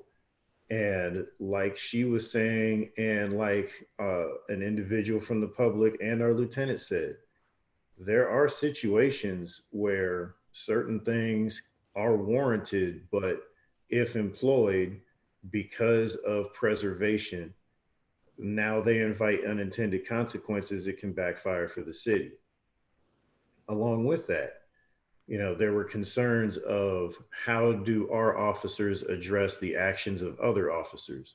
Well, that's where what my suggestion does is it addresses as much of this as you can possibly do within codification of something, because I'm stating that I don't care about chokeholds. I actually would prefer them still be in as a tool for officers to use. I know that sounds crazy, but as an individual who's been thoroughly trained in various types of air, blood chokes, neck restraints, and other types of incapacitating maneuvers, when you are trained sufficiently, you understand when to release said restraint. And if you do not have why you did something in your police report with the supporting evidence, therein lies the issue of enforcement and possibly punishment.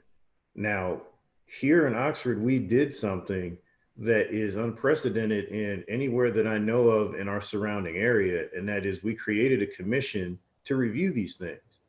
And why don't we engage that? Why don't we codify accountability and then allow our commission to be empowered in that enforcement?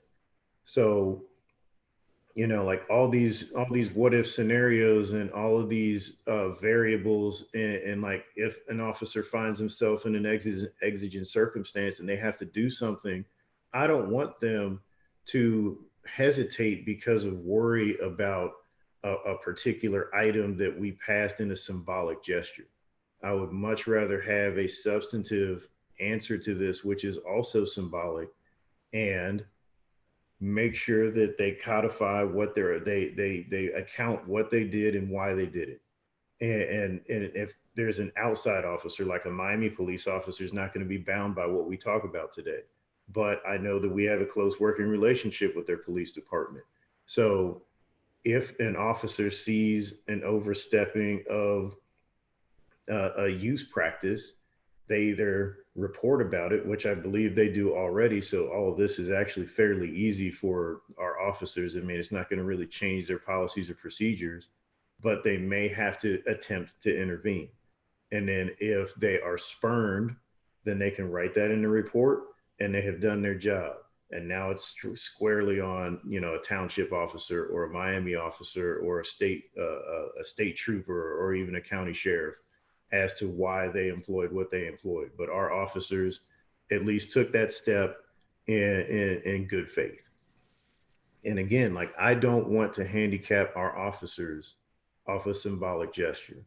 I want to have something that's substantive that holds them to that standard, and that is accountability. And I just want to reiterate, accountability is how we should start this, and then we can start addressing individual things as they arise. Because it is my understanding that nobody has actually been choked to the point where they filed a police complaint in this town ever.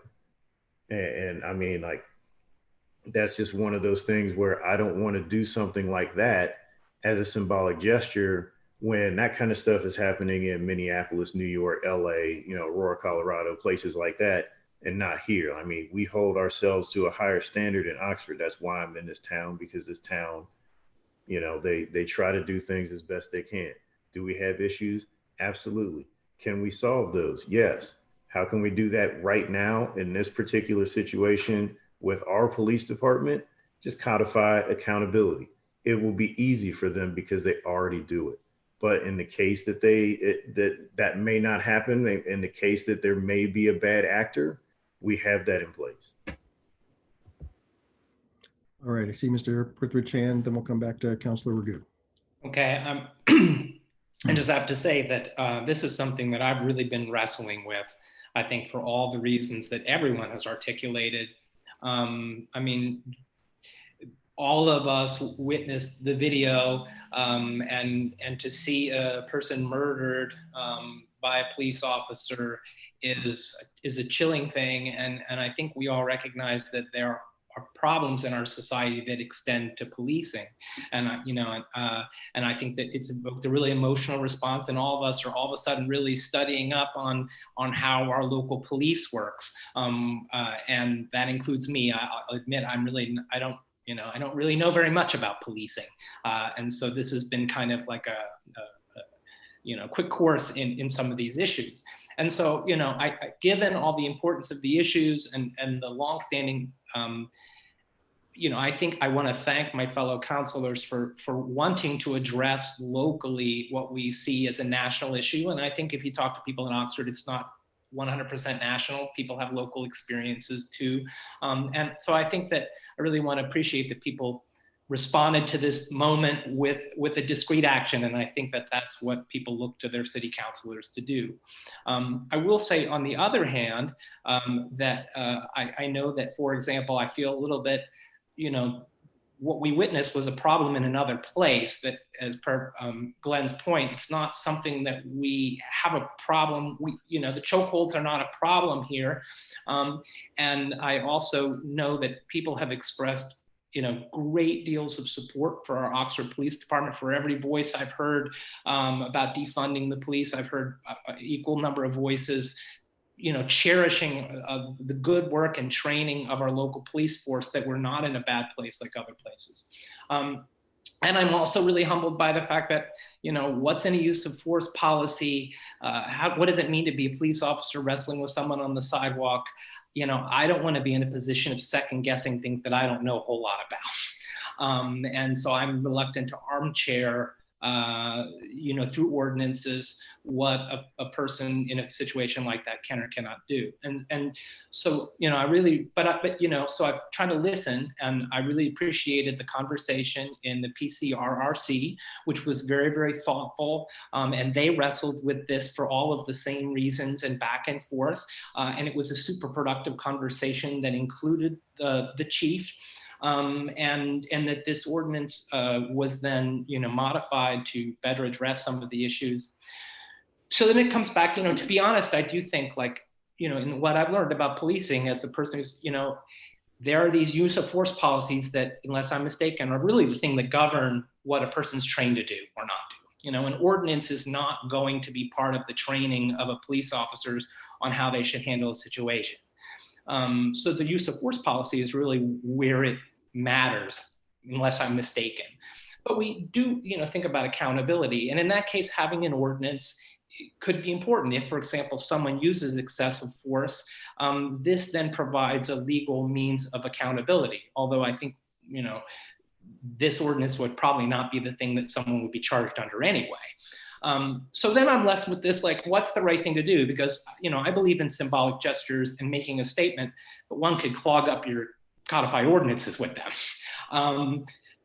But what I came back to with this is, okay, let's say I'm humble and I don't know much about policing. I'm going to turn to what do experts say? And the two voices I heard was the initial voice was the 8 can't wait, which is these are activists saying we should ban chokeholds. Okay. But then I look at the national consensus, and I'll try to remember, the national consensus discussion paper on the use of force and consensus policy, written by police officers in concert with their unions. And so, which ultimately, if you read into this, both of these groups are saying the same thing, which is chokeholds should not be used except when deadly force is authorized. So, so in the end, these two sides are actually saying what seemed to me to be the same thing.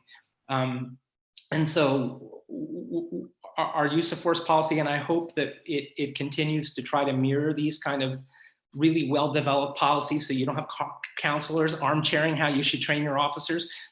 Let that document do it. And that document basically says what our ordinances say. And that's why I think making the changes, as the chief suggested, brings it in line with this national consensus discussion. The language, I think the definition of the chokehold is different between the two things, but I think it captures the same thing. And then the second part of it is, okay, so let's say you have an ordinance. I think if someone exceeds the use of force, there are other crimes a person could be charged with. And so it seems to me that whether this ordinance exists or not, it could be homicide, as I think it will be, as those folks in Minneapolis will charge with. So, I'm not 100% sure this ordinance is going to affect great change beyond what I think these other things would be more effective at doing. But at the same level, I don't think it does any harm. And in this moment, I think that I think that making this statement is important right now. And I do not believe that it hinders police officers any further than they're following, for example, this national consensus policy would hinder them. As we've heard Lieutenant Robinson say, chokeholds are not part of our training. And if one were used, I hope that an officer, and it weren't in that circumstance permitted as an authorized use of force, I hope that person would be charged with a crime, and it wouldn't need to be this ordinance either. So anyway, I really appreciate, if I didn't feel like the police could live with this, then I wouldn't vote for it. But I think, unless I'm mistaken, it aligns with the values of the way they approach, in a highly professional way, the use of force. So I guess I'll pose a question to Chief Jones. I mean, if we pass this, does this hinder you from doing the kind of good work that you've been doing, including in a hypothetical scenario like the one that Mr. Fisher described? Does this handcuff you metaphorically, or does this align with kind of what you've been trained to do anyway? Sure, I'll respond to that. I think with my additions, I've tried to align it with a policy. I too did not favor this being an ordinance, because I think more meaningful change is dealt with in the policy. But I appreciate the opportunity to input and provide research that I think is sound, and offer those amendments. And I don't think this ordinance is going to hinder us. I agree with what you said. If an officer were to use a chokehold and it was not a reasonable use of force, I wouldn't probably charge them with this ordinance. We would charge them under assault, you know. So I do have concerns about city council legislating tactics. However, I think this ordinance is written as such that we can live with this. It's not burdening our officers anymore.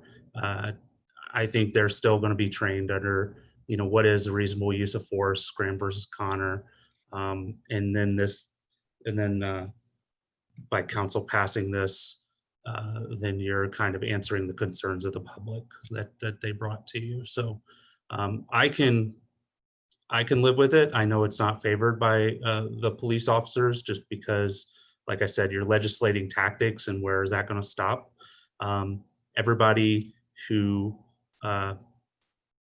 you know, is speaking. I'm other than, you know, I know Councilor Ellerby may have some, you know, training, but I've been in ground fights. I've been there. A lot of things go out the window when you're fighting for your life, and that's why, you know, the Supreme Court has said it's objective reasonableness. You got to look at the totality of the circumstances, the size of the officer, the size of the person fighting, the whether they're armed, whether they're actively resisting.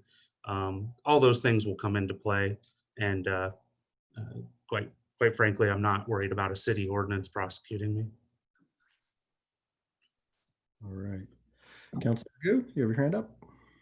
Yeah, just looking forward beyond this, because, you know, so many of us have said that this is not enough transformative change. You know, I think that it probably makes sense for us to have a work session on what reforming police would look like and inviting activists to the table. You know, I think that's something to follow up on what Edna and Glenn said. I think that would be very useful. And I think also, I mean, I have to address the elephant in the room that there's 2 people of color in this meeting. And you can raise your hand if you've had a chokehold by the police, but I'm gonna guess that that there's one person, and that happens to be the Black male in the room. And so I think that's a problem. I know Glenn's not like out there. I don't know what you're doing, but anyway, I don't need to know, but I think that that's a problem. And I'm happy that we're addressing it. And thank you so much to Bill and Jason, and exactly what, you know, David said, and what JJ said too.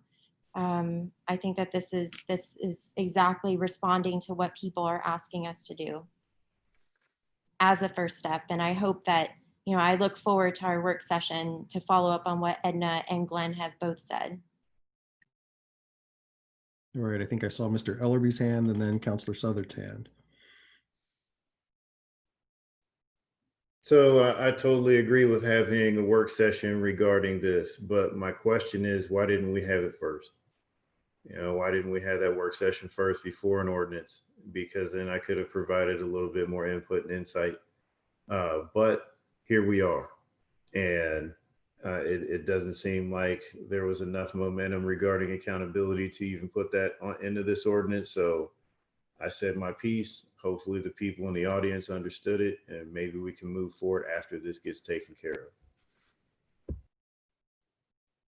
Councilor Southard? I have also, I suppose, said my piece, but I think that it's, and I think that more discussion about this, a work session, is a good idea. But I'm very concerned about about having a council that passes ordinances that are not, or legislating things that are just extra pieces of paper sitting in a file that really have no impact. And I think that we should be cautious about that. We shouldn't be gumming up the works with ordinances that have so many ambiguities. And this one really is full of ambiguities and full of confusion. And I think that we need thoughtful legislation. And I know that we can, working together, we can come up with things that are thoughtful and effective. This particular ordinance is probably not it. You know, that's sort of where I'm coming down. Already see Counselor Pritchard's hand. So I just want to I just want to extend thanks to all of the people who have shared their thoughts with us about this. I mean, this is a topic that could be very, very, very polarizing. I mean, if this were a referendum for or against the Oxford police, you know, I would vote this down if I felt like it was meant to punish the Oxford police. But I feel like what we had in Oxford was a very productive conversation that came from a place of, you know, I think there's an enormous well of trust and support in the City of Oxford Police Department because of the good work and the professionalism that it has, you know, that doesn't come overnight, and also the leadership. But I also appreciate that people care about policing as the front line of justice in the United States, you know, and so people asking hard questions about their policing, the fact that we can have what's ultimately, this is not a referendum, this is not a polarized conversation. We're all on the same page of trying to figure out how to do policing best, and whether it should be an ordinance or whatever. I'm very grateful that we could have a conversation that was not about symbols and, you know, referenda. This was a really substantive conversation that had stakeholders like the police chief chiming in, and our PCRRC members who are fantastic. So thank you. Mr. Ellerby. I was just going to clarify something. Are we voting on the ordinance as amended, including Chief Jones's amendments? Yes, we are. All right, thank you.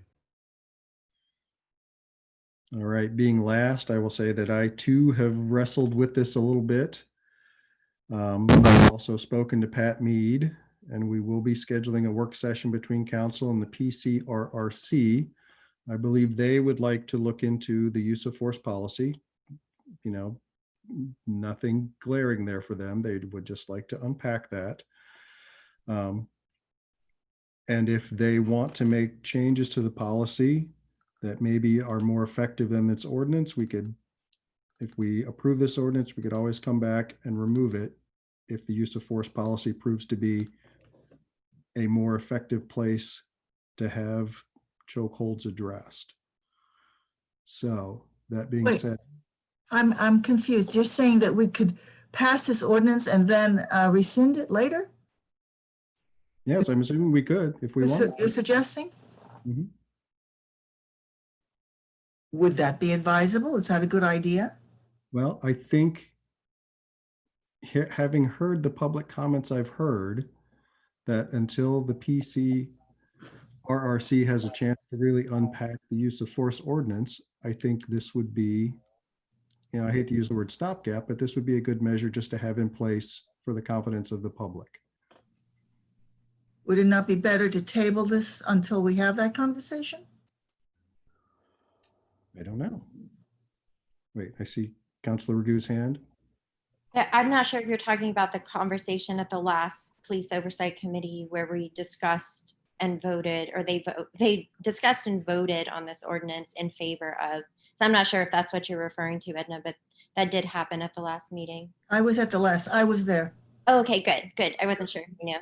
And they wanted some changes. They liked, you know, nobody's in favor of violence.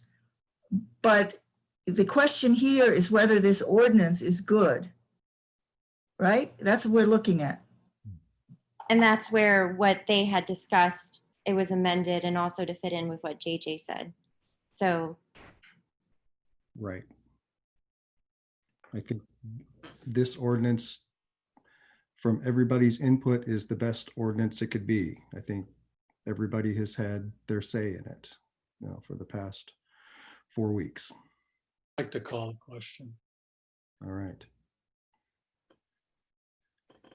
I'm sorry, Mr. Bracken, the question has been called. Ms. Eaton, will you please call the roll? Ms. Ragu, Yes. Mr. Snavely, Yes. Ms. Southard, No. Mr. Bracken, Yes. Mr. Ellerby,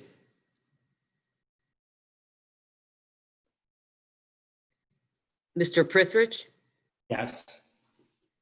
Mr. Ellerby, Yes.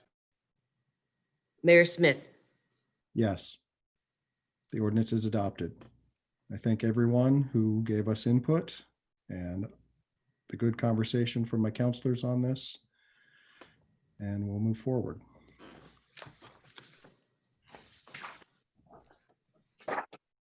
Next on the agenda, under announcements and communications, would be discussion of our local COVID policy responses. And this was tabled, so if I may have a motion to remove this from the table. So moved. Second, Seconded. second by Councillor Southard. Ms. Heat may have a roll call to remove this discussion item from the table. Mr. Snavely, Yes. Ms. Southard, Yes. Mr. Bracken, Yes. Mr. Ellerby, Yes. Mr. Prithridge, Yes. Dragoo, Yes. Mayor Smith. Yes. All right, I'm going to turn this over to Councillor Prithridge, and I'm sure we can all chime in. So thank you for adding this agenda item. Part of this just emerged from over recent months since COVID began. I feel like locally we didn't feel much need to take local action because the governor was providing strong guidance that we could follow. I think recently we've seen there's going to be a much stronger role for communities. And I think there was also a dawning realization that at least I had, that that the fall semester, once we really started thinking about it, knowledge of how much Miami is investing in careful on-campus planning for a safe return to campus, upon which their semester depends, will only be as successful as what we do off campus. Because if they have really strong protocols off campus and we don't off campus, then the whole thing goes down the drain. And I think we're as vulnerable as Miami is should the semester either not happen or go online. So, to me, the idea of what we can do off campus, I hate to exaggerate, but I feel like it's kind of existential importance for the city of Oxford.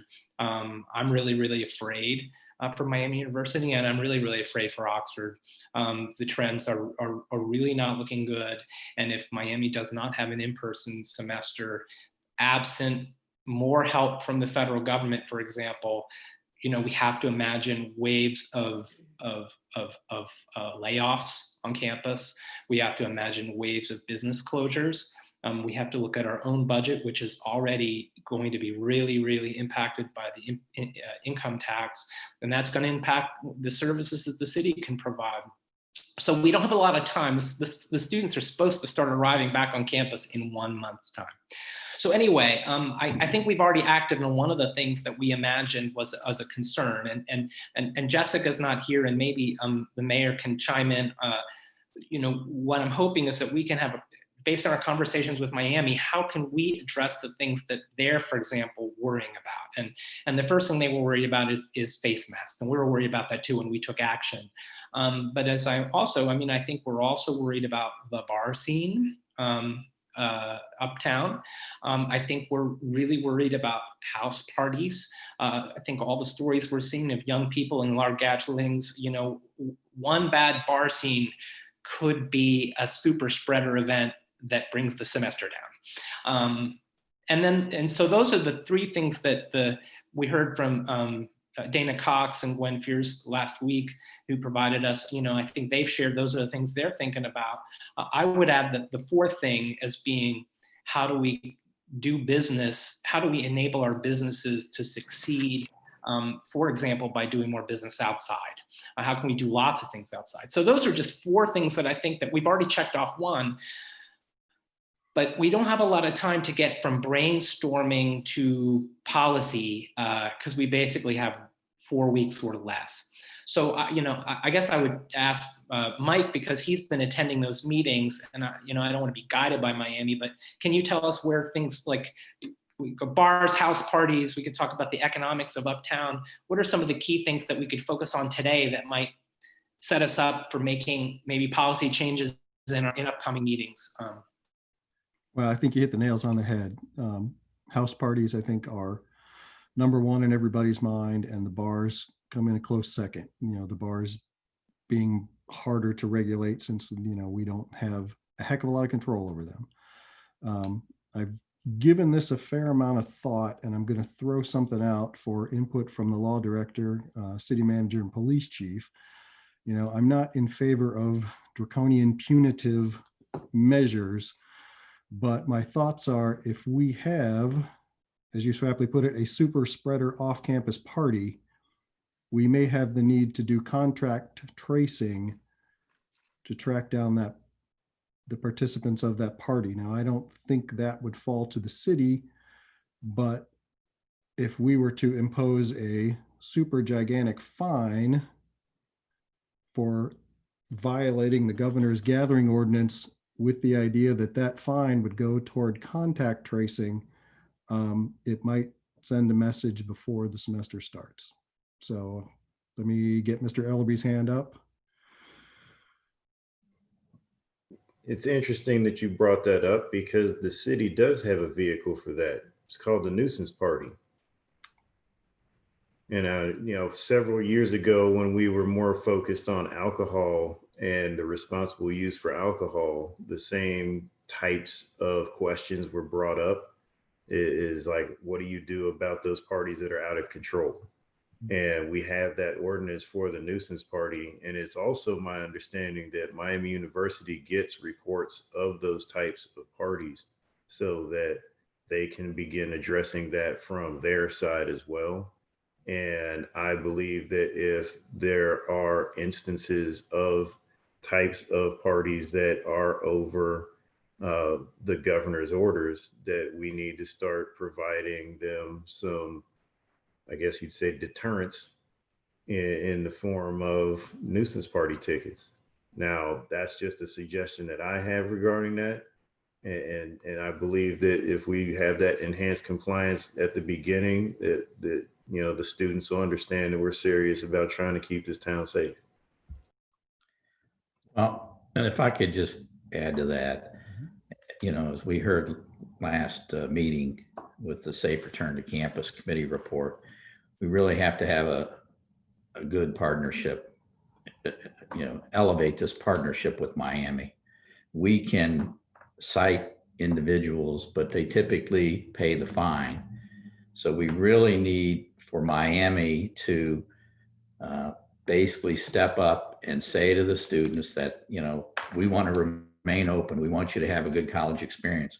But if you violate this gathering of 10 or more, you know, now we do have some houses that, you know, can occupy more than 10, but I think we can all see when we have a party that exceeds that and they're not residents of the same household, we're going to have to ask Miami, and I think they will, to really have an accelerated disciplinary procedure, because this is really serious. I mean, we can't have 1 strike, 2 strike, 3 strikes, you're out. Next quarter, you start all over again, you know, and we just really need to have this partnership. I mean, we do provide that information to Miami, and I believe they're serious about this because, you know, we're talking about the livelihood of many employees over there. We're talking about students that want to finish their degree, finish their you know, freshman, sophomore, junior year. So we must take this seriously. So we're really going to need their help because we can't do it alone. You know, if we turn over some information to Miami, we really need for them to act on it and bring these students in and say, what are you doing? You know, do you really want to stay here this quarter? Because we may have to send you home. I see Mr. Snavely's hand. I agree completely. I just read that Tulane University just passed new rules that stated that students who violated the gathering of too many people at a party would be sent home, would be expelled or suspended from school. And I hope that Miami thinks of doing something like that. In the meantime, I'm concerned about things like students lining up to go into CJ's or to go into, you know, uptown at Brick Street, wherever it happens to be. And as they line up and they're not thinking about it, they're potentially spreading it.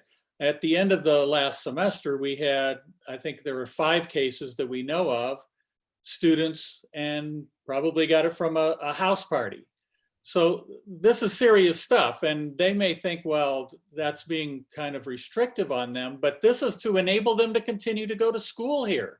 It's to enable our community to survive this damn thing. And so I'm really in favor of whatever we can do. And I'm for being strict about it. And I hope that we can figure out a way to use our police force in a positive way to break up those kinds of things as quickly as possible. And I apologize to them in advance, because this is not going to be a good thing for them. I'm sure they don't want to do it, but it's for the safety of our entire community. And I want to say again how much I appreciate our police force. They work really hard and do a really good job under really trying circumstances. And I think this fall is going to be no exception. Okay, let me get Councilor Ragu and then Councilor Southern.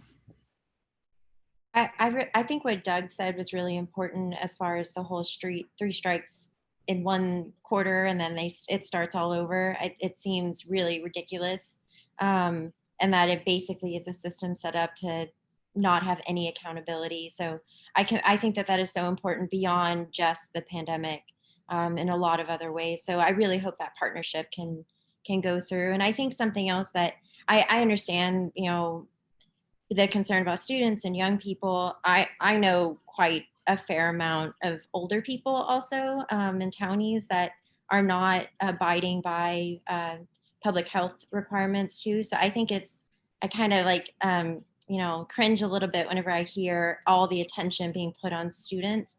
I get it, and I think it's valid, but I think there's a lot of older people too that are having their little get-togethers and not abiding by physical distance measures. So I want the students out there that are trying really hard. They want to go to school. They want to come back. They don't want to get sick either. That we see you and we know that it's not only students. Who was next? Was Councilor Southern? I think it's really great that we're having this discussion. So I'm so glad that this is on the agenda, and also that it's timed right after we heard the presentation last week. That's just great. We have more information. I mean, I think that a lot of people are thinking about what to do.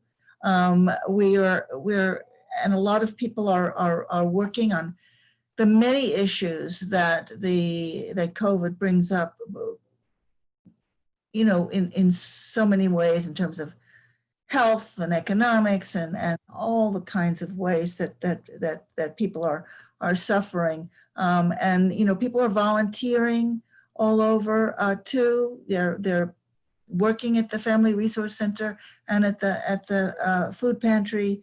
And I'm on the board of the senior center, so I want to say what's happening there. That Meals on Wheels, for instance, is getting much more, is needing much more right now, and it's really a problem. Also, mental health is a huge problem, and there are programs that if you know somebody who's stressed, you can refer them to the Uplift program and to the Butler County Mental Health.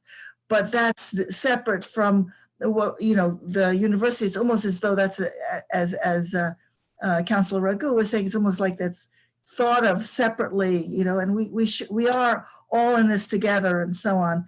So, I mean, I would like to see, and I guess this is my main point, I'd like to see more involvement from, I mean, maybe you've already had these discussions, so I'm just saying something that you've already done, but Miami Police needs to be involved much more, or visibly involved in all this. And I'd like to know how they will be, and if there have been such discussions going on. Yeah, Chief, would you like to? Sure. I speak to Chief McCandless regularly. I spoke to him today. It's a big concern of ours, and I appreciate the council expressing their support for us and the confidence and understanding this is going to be difficult because you're asking us to go out and strictly enforce these parties, and now, but then when protests, we're looking ahead at what's going to happen, and I think there's going to be a lot of activism on campus. And I think we're going to have protests in the street and we're not going to arrest them for disorderly conduct. So it's putting police in a challenging situation. I will tell you, I came here, I was a student here in like 90, 96, 97, 98. And that's when we had riots and it was a result of zero tolerance policing. And then after that, we had to go back to that's where the pig roast was born out of. That's where the red brick Rasta was born out of. And we took on a tremendous amount of community policing efforts. And so we built that up over time. And as I told the city manager, hey, if there is political will and you tell us to go out and strictly enforce this, I will arrest every jaywalker I can. I'll arrest people who are breaking up these parties. And then you are going to be feeling the fallout from it. So just keep that in mind. We do a good job of being reasonable, of looking at what the Constitution says, in addition to a health order that's a little bit different. So yeah, have confidence in us, but also understand the challenges that are going to come from that and what you're telling us, enforce the mask policy, but allow protests to happen in the streets and don't interact. It's a different time and it's a crazy time. And we will do our best to do that. But if that is the message that I'm getting, is to enforce house parties strictly, I grew up in that environment in the police force, and I can do that. Let me go Mr. Bracken, Mr. Prithridge, and then Councilor Ragu, and then back to Mr. Elliott. Actually, Councilor Ragu was before me if she went. Well, just whenever I was reading about the different contact tracing that was done, a lot of them traced it back to people's house parties. So I think that's why that is of particular concern, regardless of what age you are. And then that they then in turn took that back to their workplace or schools, we could imagine in this situation. So I don't know. I totally feel you as far as like, I'm really conflicted because I don't want to put this on the police because I really want y'all to be doing the things that only you can do. And I really want it to be crystal clear about what your roles are. So I'm very conflicted about how to enforce that. But I do think that going back to what Doug said, if there was a way in partnership with Miami and a messaging that was very clear and from a unified standpoint with repercussions that would involve their schooling, I think that probably makes the most sense without having to, put JJ and the police in a really crappy situation.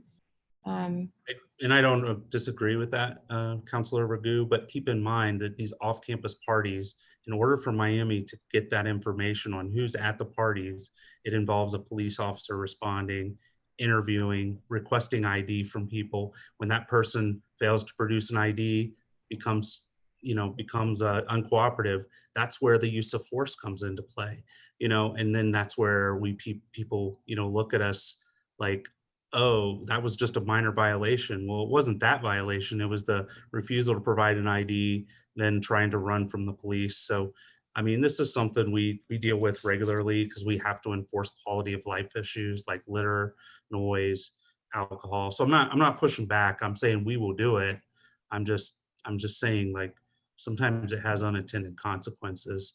But I think, with the pandemic going on, I think our officers will do a good job of explaining why we're doing it, and I think a lot that's important too.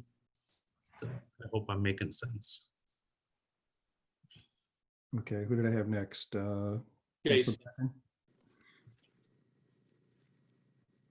Yeah, did you call on me, Mike? Yes, yes, sorry. Yeah, sorry, I couldn't hear you. So yeah, I wanted to back up what Councilor Agu said, that the protests locally that I've seen were about 98% masks. And there were attempts at social distancing, although that definitely got difficult at times. But there's definitely a real effort there to abide by the intention of social distancing and avoiding infection. The parties that occurred in the heart of the spike nationally before the end of the semester from those students that stayed here, there were no masks, there was no social distancing, there were no efforts there at all. In fact, they sort of blatantly ignored all of that. So I wanted to point that out. And just speaking generally on the situation, looking at the models, reading the journal articles on the illness, I am very, very pessimistic in general that we'll be able to make it through a full semester under normal conditions. And I feel like even with good plans, there's a good chance this won't last the whole semester. So I agree with the idea of treating this very strictly. And also I want to go back to what I mentioned earlier about things being outdoors rather than indoors. Of all the things I can think of to make a difference, other than getting students to stay home and social distance, which seems nearly impossible, at least moving whatever is going to happen outdoors rather than indoors seems to be the biggest thing you could possibly do. And then next would be masks, I think, on top of that. Just wanted to throw that out there. Right. Who did I have next? Let me go to Councilor Snavely. Just real quickly, I think that this discussion crystallizes one issue, and that is that Miami has to be actively and forcefully involved. And I think that the Miami University Police need to be involved to do a lot of this work with house parties, and it shouldn't all be left to the city police. It's a university problem as well as a community problem. And in many ways, I think the Return to Campus Committee should have been called the Return to Oxford Committee, because it's really affecting all of us. And I know I've talked to a number of small business owners in this town who are absolutely frightened that when the students come back, it's going to ruin everything for them, and they're barely getting by. And so we have to do what we can, but there's a limit to what we can do. So, you know, I think we have to have Miami's buy-in 100%. Let me go to Councilor Prithrick. So what I love about what we're doing here is we're having a conversation to kind of define our goals. I don't know exactly what the policy solutions are, and maybe what we can do is if we can define those goals, then staff can work, you know, internally and with Miami to figure out what would be the most workable solution. And if I talk about crystallizing, if some of the things I've heard is, I think we want to definitely prevent large events that exceed the governor's guidelines. We definitely want Miami to be involved so that the accountability is not just, you know, fees in a bucket. This has consequences for students. But I think, as per Jason's comment, like, we don't want to drive the parties indoors either, because if they're trying to hide from the police, that could be worse. So to me, can we have a policy, for example, that enforces strictly the governor's 10 persons indoors, but is looser outdoors as long as protocols were being followed? Maybe there's a different threshold. I would rather have people say, look, if we can keep this outdoors, we can have 20 people here if we're all wearing our masks. You know, so if that's the kind of, like, the students will want to get together, and if we enforce this really strictly, it may not even work. So to me, like, again, I think Miami's thought about this. I know Mayor Smith, you on the, so to me, that seems like the goal. What we want to do is prevent the really large parties and keep the parties small and as outdoors as they can be, with real consequences. And so from that point of view, like, I'm not sure what the best way to do that is, whether that's, so far you guys have, the police has been enforcing on other things like noise or litter, but it could be that it needs to be a violation. You know, if we're going to really hit the big parties hard, it's a direct enforcement of the governor's orders. But I don't know what the answer is. I guess what I'm saying is if we can consolidate or crystallize what our thoughts are, then we can move on to the next thing and they can chew on it in a deliberative way and hopefully come back to us with a recommendation. So anyway. Councilor Raghu. And not to be, a negative Ned, but to echo what Jason said, I mean, all the models are, it's going to be a pretty bleak fall and winter. We can realistically expect that.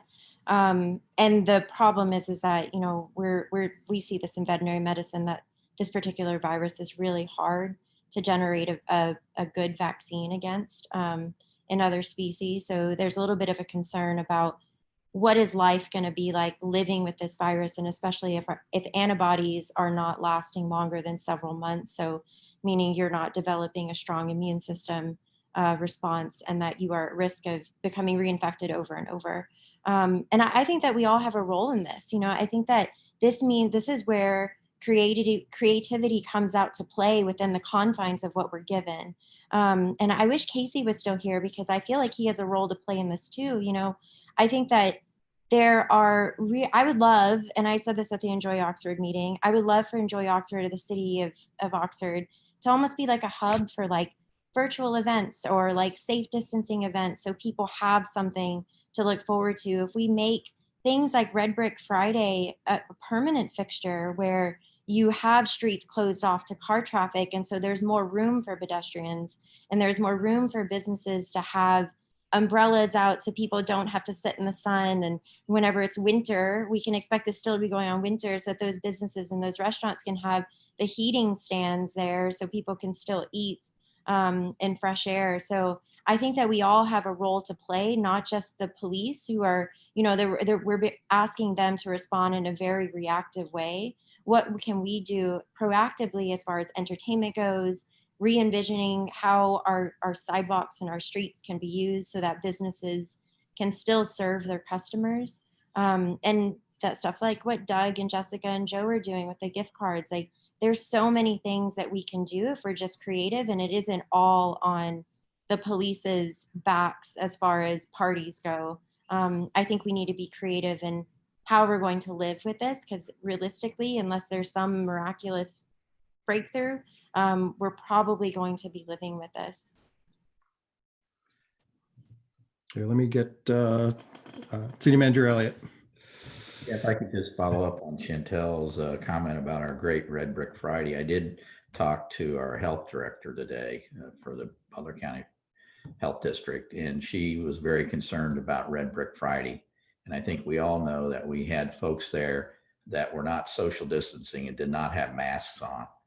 And so we're going to have to do a better job to demonstrate to people that you got to wear a mask if you're in a group of more than 10 people or whatever, and you're not social distancing. I mean, a lot of people did wear their masks, and basically she shared with me that that probably bordered violation of the governor's rule. And so we're going to have to work on that. So it's a balancing act. And yeah, and I completely see that. And to clarify, I guess I mean more of a permanent fixture, like if the street, if it wasn't like booths and things like that, but if the street was more open to pedestrians and businesses, so it wasn't an event, but an ongoing thing. Yeah, I just wanted to share with you that she shared her concerns, because what I shared with her is we had really good feedback from several businesses that had improved their business by about 30 or 40% over the same Friday last year before we had this. So it really is a balancing act for us. And we intend to go ahead and schedule the next two, but we need to, as the council members that were there and helped us, make sure people understand that we got to follow the rules, gang, because we're all in this together, and the students must get the message that if you want Miami to remain open and you want to, continue your education here, you got to wear the mask. So a couple of other things. When we talked about the bars, we'll work with them and we'll notify them, because as it stands now, they still have limited occupancy. They have to space out their seating. A lot of the smaller bars, don't have that ability. They're going to have to follow the social distancing. If you're in there, you must be seated. You have to wear a mask if you're not eating, so on and so forth. And so we're going to lean, just like we're asking Miami to work on this partnership and this COVID-19, we're also going to ask the state agencies, because they can pull the liquor permit if they're consistently violating these governor's orders. And the bars that lose their liquor permit, that would be very serious. And so, it's a Herculean task. We all understand that. But it really is serious. We all want the economy to stay open. We want Miami the students to return, but we all have to make sure that we do our very, very best to contain this COVID-19. Let me get Councilor Bracken. Yeah, I'd like to echo the sentiments of Doug, David, and Chantel. I think what we need is sort of a decision tree, a sort of a sequence of if-then statements. If we can keep everybody in by strict rules, that's the most effective. Let's do that. But if we don't feel like that's possible, then we need to sort of move people outdoors. And if that improves with outdoor events like Dora or Red Brick Fridays, then that's a good thing. But if you think that's going to end up drawing more people than would have showed up in the first place, it's no longer a good thing. And you actually have to sift through all these different options and apply probabilities, which is not easy to do. But I think that's the only way we're really going to have a good decision on how to approach this. So I have the same trepidation about all these different options as the rest of you just mentioned. But I think that's how we have to look at it, sort of step by step with probabilities associated with it. And, if we feel we can do this, let's go that way. But if we can't, go another direction. Okay. Councilor Snavely? I just wanted to support what the city manager said about bars. And, the thing is, you got to be fair to the bars that are doing it right. If some of the bars are doing everything like they're supposed to be doing and struggling to get through, and then somebody else is having a zillion people in, that's not fair. And it's not fair competition, and it's going to ruin it for everybody. The other thing is, I hope we don't just rely on like $100 fine for a party, because I've been a student and I know what happens. You just pass the hat and then you end up making a profit on it. So I hope that's not the extent of what we do. Councilor Ellerby? Just really quick, we've already had a half-hour conversation about this, actually more than a half an hour. This seems like a perfect opportunity to have a work session on it and bring in some of the actors like the bar owners and Miami and ourselves, and actually talk about this, come up with a plan, and then have something in place for next month. Okay. Councilor Prithridge? I really believe this is going to take all the stakeholders together. I'm worried about the timeline. I really think we have to have everything and all our ducks in a row in probably less than 4 weeks. So I guess the question is how can we do this and build consensus? And it may not, normally I would say this would how you do it with a work session. It could be that it's in the interim, we're talking with the chamber and the leadership group and trying to come up with those things. It seems like we're mostly on the same page. We talked about house parties. I think there's a lot of concern about the bars, but it sounds like there's an idea about how you can handle that. I think that with all of these things, it's kind of like, do you want a statewide bar closure? Do you want a countywide bar closure? You probably don't. So if you want to avoid that, then be serious about it with us. And so I think we need to think about that. So it seems like we're on the same page with the bars, and hopefully they're going to be on board with this. I just want to echo, if on the assumption of things being a tight timeline, I believe we need, as Chantel's talked about, we need to figure out how to live with this. It can't be all about the things you can't do. It needs to be about the ways you can live your life, while being reasonably safe. And so that, to me, I was super disappointed to hear that Miami crabbed about a Red Brick event. You know, and I understand the health commissioner's concerns, but you know, if we're going to bring 20,000 people who are between 18 and 22, they will socialize, you know, and we either give them a controlled environment in which to do that, or it'll go underground. And so, so to me, I love the idea of, we have this CARES money, and this comes back to the conversation Joe raised. You know, I think we really need to ask, how can we potentially use that? For example, like, you know, I think we need more outdoor seating, and we need to amp up our outdoor public spaces. So for those businesses that can't go indoors, you can take your food outdoors. So, you know, I would love to see more tables and chairs outside, so people can still patronize a business and sit down in an Adirondack chair. And if the CARES Act allows us to buy street furniture we could use, I think we should try to push that boundary. Only if it's legal. I think we need to think about how we use our public spaces, whether it's High Street in its entirety, or the way, you know, we're set up to close off the uptown parks and unify them into one big public space, or our side streets. You know, what if Poplar were closed between the woods and some of those bars were able to use that outdoor space? Then maybe they can conduct their business and people could socialize while social distancing. I think we're going to have to get really, really creative with this. And I really think the time is of the essence. So I guess it's a question back to whether we do a work session and when we could do that, or maybe we have a work group of some counselors are working on some of these things in concert with staff. I think we have to use every single possible moment to you know, it could just be we fail and the semester can't even convene. The trends are not promising. But so anyway, I guess it's a question for me about process. If we kind of feel like we've hit on the goals, then how do we all, so it shouldn't just be, hey, Doug, do this. How can we all work together to hammer out these things? Go back to Counselor Snavely.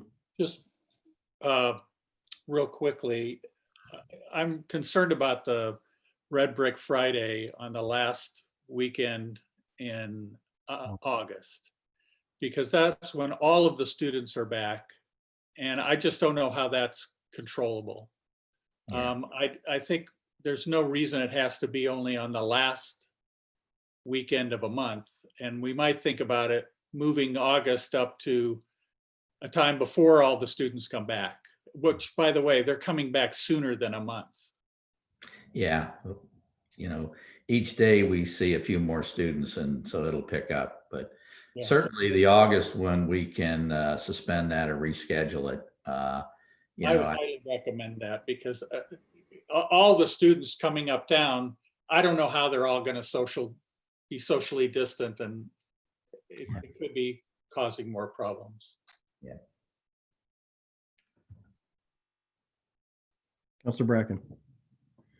I think we should possibly consider getting someone to model this. I'm a computer modeler myself, although I wouldn't be the best pick for this. But we should probably talk to people who do modeling in biology or even in computer science, and wondering if we can get a just rudimentary local model about what the difference would be if all our bars went outdoors only, for example. If that were even feasible, what that would do to the spread here. I think that's possible to do. And I might reach out to people myself, but I wanted to throw that out to everyone in case they had some thoughts on it. Councilor Snavely. You're muted. You're muted. You're muted. You're muted. We can't hear you.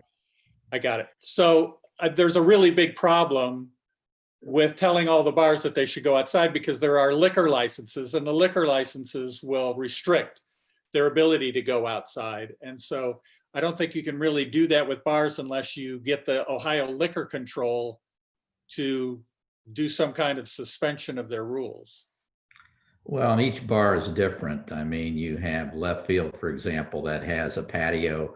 Well, that's part of their, yeah, that's part of their license, but you can't have Mac and Joe's. You can't have all these other ones that don't have an outdoor space all of a sudden go out into the middle of the street. Right. Councilor Ellerby. We've had a lot of discussion about opening up spaces for individual businesses, but I just wanted to remind everyone we have an entire DORA that we could just leave open, and that would solve this problem. And then we can just inform the businesses that they can use outdoor space in a whatever fashion that they need to make things safer. Well, but we also said the door would end when the students come back. So that's a challenge for us. But maybe that's something we might have to consider.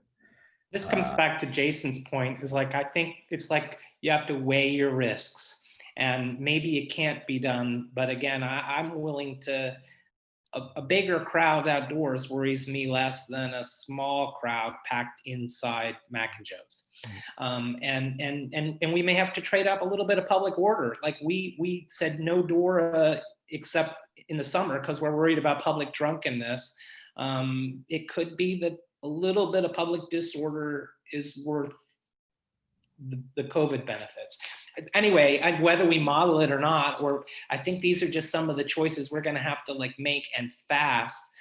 We do have CDC guidance. We have the governor's orders. We're in great communication with the health department. So, I mean, I think, again, if we can start with a goal of like, how can we optimize our uptown communal spaces to enable as much commerce to happen outside safely and in a publicly orderly way, then I think let's think about it. Is it at the park? Is it converting parking spaces into parklets so bars can have a little bit of additional outdoor seating?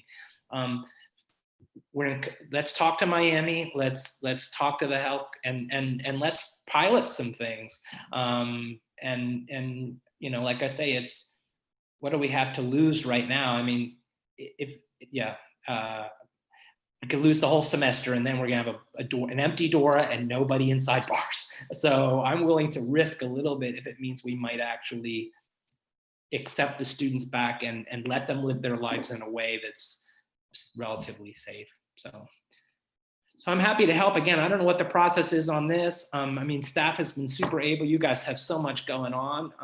Unfortunately, the time crunch is so, I mean, I know as an individual counselor, I'm happy to work with other staff members if it's appropriate on anything. We have boards and commissions we can tap. How do we brainstorm and move forward as quickly as possible? You guys did Red Brick in really short order, and it was awesome. I wasn't there, but I saw pictures. So anyway, let us know how we can help. We have the Safe Return to Campus Committee, and Mike, Mayor Smith is our representative. And I really like what Bill was sharing with us, that Tulane has put forth this. They're going to suspend students if you violate the 10 or more gathering. And I think that would be helpful, very helpful, because, you know, not all the houses can handle more than 10 kids. And of course, when it's inside, you're absolutely right. It's going to be hard to police. I mean, these are young adults. They're going to have to recognize that the future is in their hands. If they want to close down the university, then have at it. But I don't think any of them would say that. I think they want to stay here. And I hope that they recognize that it's got to be different this fall than what it appeared to be in the spring. But we'll see. But yeah, you know, I appreciate your concern because we do have a lot going on with the city business. We have all sorts of things that we have to deal with. And so I'd like to continue working with the Safe Return. We'll definitely let the bars know that we're expecting them, no long lines out there. You know, if you're gonna, we'll even let them paste little signs about you got to be 6 foot apart. So, you know, if they're allowed to bring in 100 people to Brick Street and they're all lined up, it might be all the way down to the railroad track, you know, at 6 feet apart. But, you know, we're going to do our very best on our end, but we're going to require Miami to do their very best, the state to do their very best, and the students. And proof will be in the pudding. All right. Okay, good discussion. Doug and I will talk some more about this and where we can go. At this point, why don't we go around the horn for final remarks? And I will start with City Manager Elliott. I'm going to pass tonight. All right. Now. Okay, I will move to Chief Jones. Any final marks? No, thank you. Okay. Mr. Newland, anything tonight? Taxes are due tomorrow. The extended deadline is July 15th. All right. Anything from you, Miss Eaton? Nothing tonight, thank you. All right. Anything from our law director tonight? I'll try and be short. My name came up a couple times and then you didn't call on me, which was fine because I probably would have rambled on for a while because they were complicated subjects. One thing that I would remind everyone is that in addition to these discussions about how to deal with the complex issues of students coming back and promoting ideas of safety, I think the CARES Act funding will help with the public relations campaign. When you're going to make changes in law, you have an obligation to let people know, and so keep that in mind as things get rolled out. I'll also say from a legal perspective, I don't want to profess to say that I've done a lot of research about the authority of the legislative body to create and implement new laws in the time of pandemic. There's just not a lot out there. What I will say is that I think this is a time when the home rule powers of the city have a significant priority. And if we're going to err on the side of what you as the legislators want to do, I absolutely would encourage you to err on the side of what you think that is best for the community that you've been elected to serve. And if we are challenged later, so be it. The city of Oxford is a unique community. Its relationship with the university and the number and the influx of how the population is impacted by young people, the anecdotal data about how young people are, and I don't say this with a measure with any malice, but how young people are spreading the disease by the reports that we read, prevents another set of challenges. And so as you look to the law director and say, what can we or can't we do? I think don't worry about what we can't do. You come up with the policies of what you want to do, and I will do my best to find a way to get that done.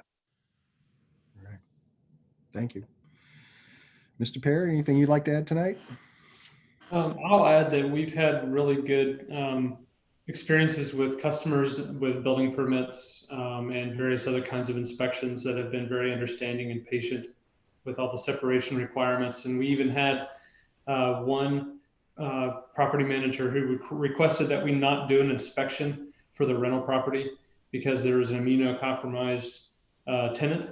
And of course, rather than do a search warrant to do the inspection, of course, we mark that up as, we're not going to do the inspection this year. So that's something we hadn't had a lot of, but I think the message is out in the community and people are understanding. So, we've talked a lot about students tonight, but I think there's a lot of other people, as Councilor Ragu said, that, are concerned. And so I just wanted to pass that along, that it is working pretty well, the communication. Thank you. All right. On to council. Councilor Ragu, anything tonight? Yeah, I think what the pandemic is showing us is how important sustainability is and to be self-sufficient.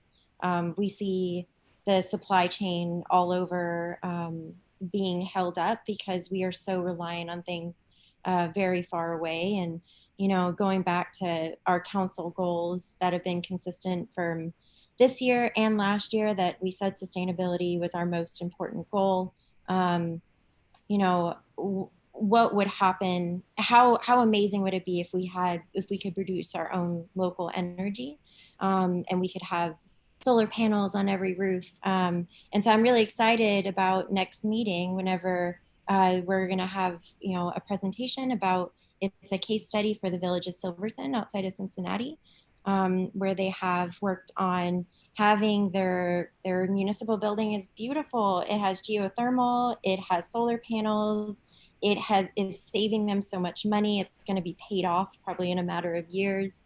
It's really impressive, and especially from a town where the average income is about $30,000, I believe, is what the village manager told me. So it'll be really exciting to have a presentation next week, and on top of that, also talking about how could we try to do a project like what Cincinnati does. I know Jason and Bill have mentioned this before, as far as having an solarizing Oxford, like Cincinnati has had panels on different homes, and so that with the city of Oxford can actually make can bargain with whatever company so that everyone can have solar panels on their home at a discounted rate, so that it's not just Edna and a handful of others that have solar panels on their roof, but it could be a bunch of other people. So Doug, are you still there?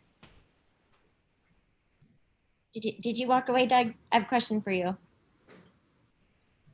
Doug, get back here. We can come back.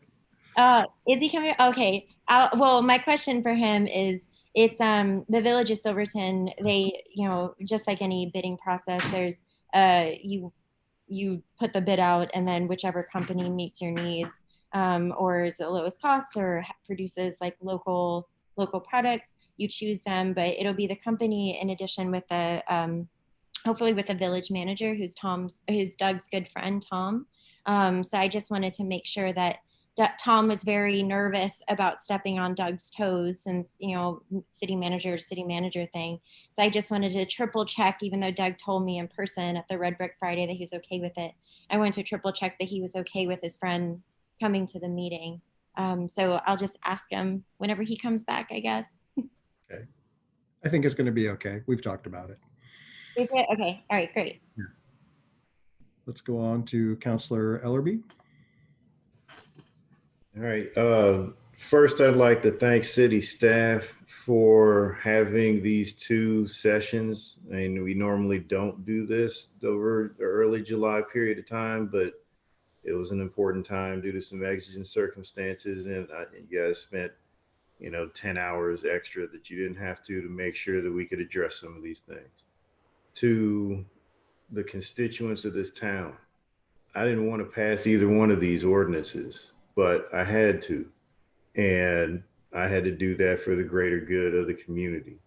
And I know they're not perfect, but we can, in due time, attempt to make them perfect. So I know I've spoken to a lot of people in the past couple of weeks about their concerns. And I implore everybody that if you have a question or a concern, you get a hold of me and I will talk to you. So that's all I got. All right. Vice Mayor Snavely. I just want to remind us not to forget about the comprehensive plan process. And I don't want us to forget about our retreat planning process, because I don't think we've ever completed that. And I don't think anybody really knows what it is our goals are this year, because we haven't codified that. That's all. All right. Councilor Southard.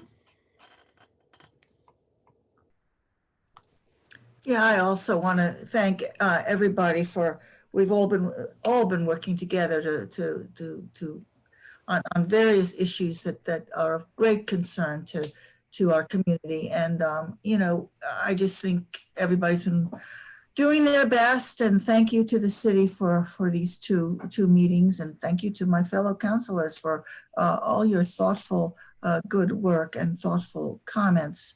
I did hear a lot about the CARES Act at the SELF meeting, the SELF board, which, is the supports to encourage low-income families, that I'm a member of that board. A lot is happening there. It's every time, one thing I've been excited about and learning about on my years on city council is that every time I worry about something, it turns out that other people have been already worrying about it and are already thinking about solutions. So we have things to discuss. So the CARES Act, SELF got some money to help with poverty and population. It's based on the poverty level and the population, and that's how the amount that you receive is determined. And it's for a 2-year budget, so that you can use the money within 2 years. And so they have spent or are allotting a lot of money a big portion of it to emergency rent and utilities and to contractors for needed repairs of homes. They also have Jobs Now facilitators. They have 2 new people, and one of them is going to come to Oxford. So for the first time, perhaps, we are having more connection with self and more interaction. That's pretty exciting. So there is a lot going on. There is also I mean, I can't give you everything that's happening, but there among the things is work on drive-by testing, you know, for COVID testing, as well as work on the Homelessness Coalition and the Family Promise. Family Promise is the organization. And there is going to be a meeting, which I'm sure I'm going to hear about next week, in which, you know, all the different groups get together and share information, just as the city and the university are working together. So people are working together. We know we're all in this together, and I'm really was very gratified to hear about what SELF is doing to alleviate some of the many problems, some of the things we haven't talked about, but they're there and they're going to be haunting us and affecting people for a long, long time. The senior center also has a lot going on. And as I said, Meals on Wheels is needing much use now. And mental health is very stressed. And so if you need help yourself or you know somebody, I wanted to mention to the public 2 numbers that would be useful for people to know. There's something called the Uplift Program, which the phone number is 868-5126. And they will help people who are feeling very stressed right now. And the Butler County Mental Health Organization also offers help, 860-9240. So just 2 phone numbers to mention, you know, and just share information, take care of each other, call people who might be lonely. There are a lot of the senior citizens and the elderly, especially in some of the nursing homes, are really, and the retirement homes, are suffering from loneliness. So reach out to everybody and think about how we can, each of us, do our best. Thanks. All right. Councilor Bracken. Thank you. The chokehold ban was never intended to be the end of the conversation. I think it was intended to be the starting point of a conversation that's much bigger and more profound. And I hope we hold ourselves to the support that we espouse tonight for even more meaningful change than what we've gotten accomplished so far. All right. Councilor Prithridge. So just again, extend thanks to staff. 2 meetings we weren't supposed to have. Some, you know, have to attend it, and then some, like Marianne, have to attend it and then transcribe everything that happened in it. So, you know, often we pride ourselves on short meetings. I think at this time, I'm proud we took extra time to tackle the most important issues of the time. So really thanks to staff. Just real quickly, right now, it feels like none of us have any control over the circumstances, and it's super stressful, and it's hard not to feel like we're reacting to forces beyond our control. And that's, to be reactive is fine. That's what cities have to do. Emergencies happen. But most of us would like to be thinking forward about the future. So I'd echo Bill's point about thinking about our long-term goals. But I think even about the emergencies we're talking about, like, how do we deal with out-of-control house parties? How do we deal with out-of-control bars? You know, how do we make better use of our public space uptown? These actually sound like things we've been talking about for a long time. So I guess what I would encourage us to be is creative in ways that we can deal with the short term, even if that means a year or whatever we're going to have to deal with, so we can deal with this exigent circumstance, but in a way that Oxford is better afterwards. So if we can be thinking about, like, how can we use our uptown space in a way that we'll be proud we made those changes, you know, in 5 years, because Red Brick Fridays is a tradition that we can't believe we never had before, then COVID will have been worth it for us, or at least, you know, there will be some silver lining to it. So this is a really busy time, but I think we can we can focus on solving the short-term problems, but if we have an eye to what we want Oxford to be like 5 years from now, then it will not just have been time or money wasted. So, I appreciate, I think we're in a great position to have those productive conversations. All right, thank you. All right, I will be super brief in response to Vice Mayor Snavely. We have not forgotten about the goal setting session.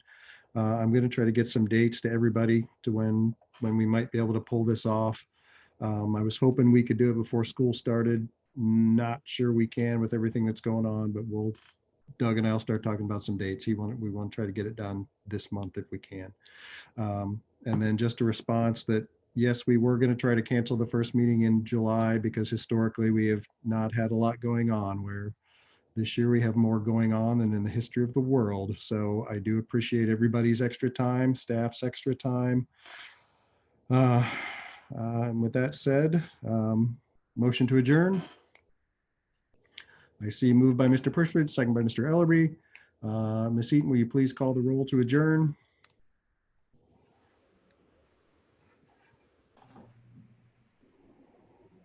Your mute button is still on.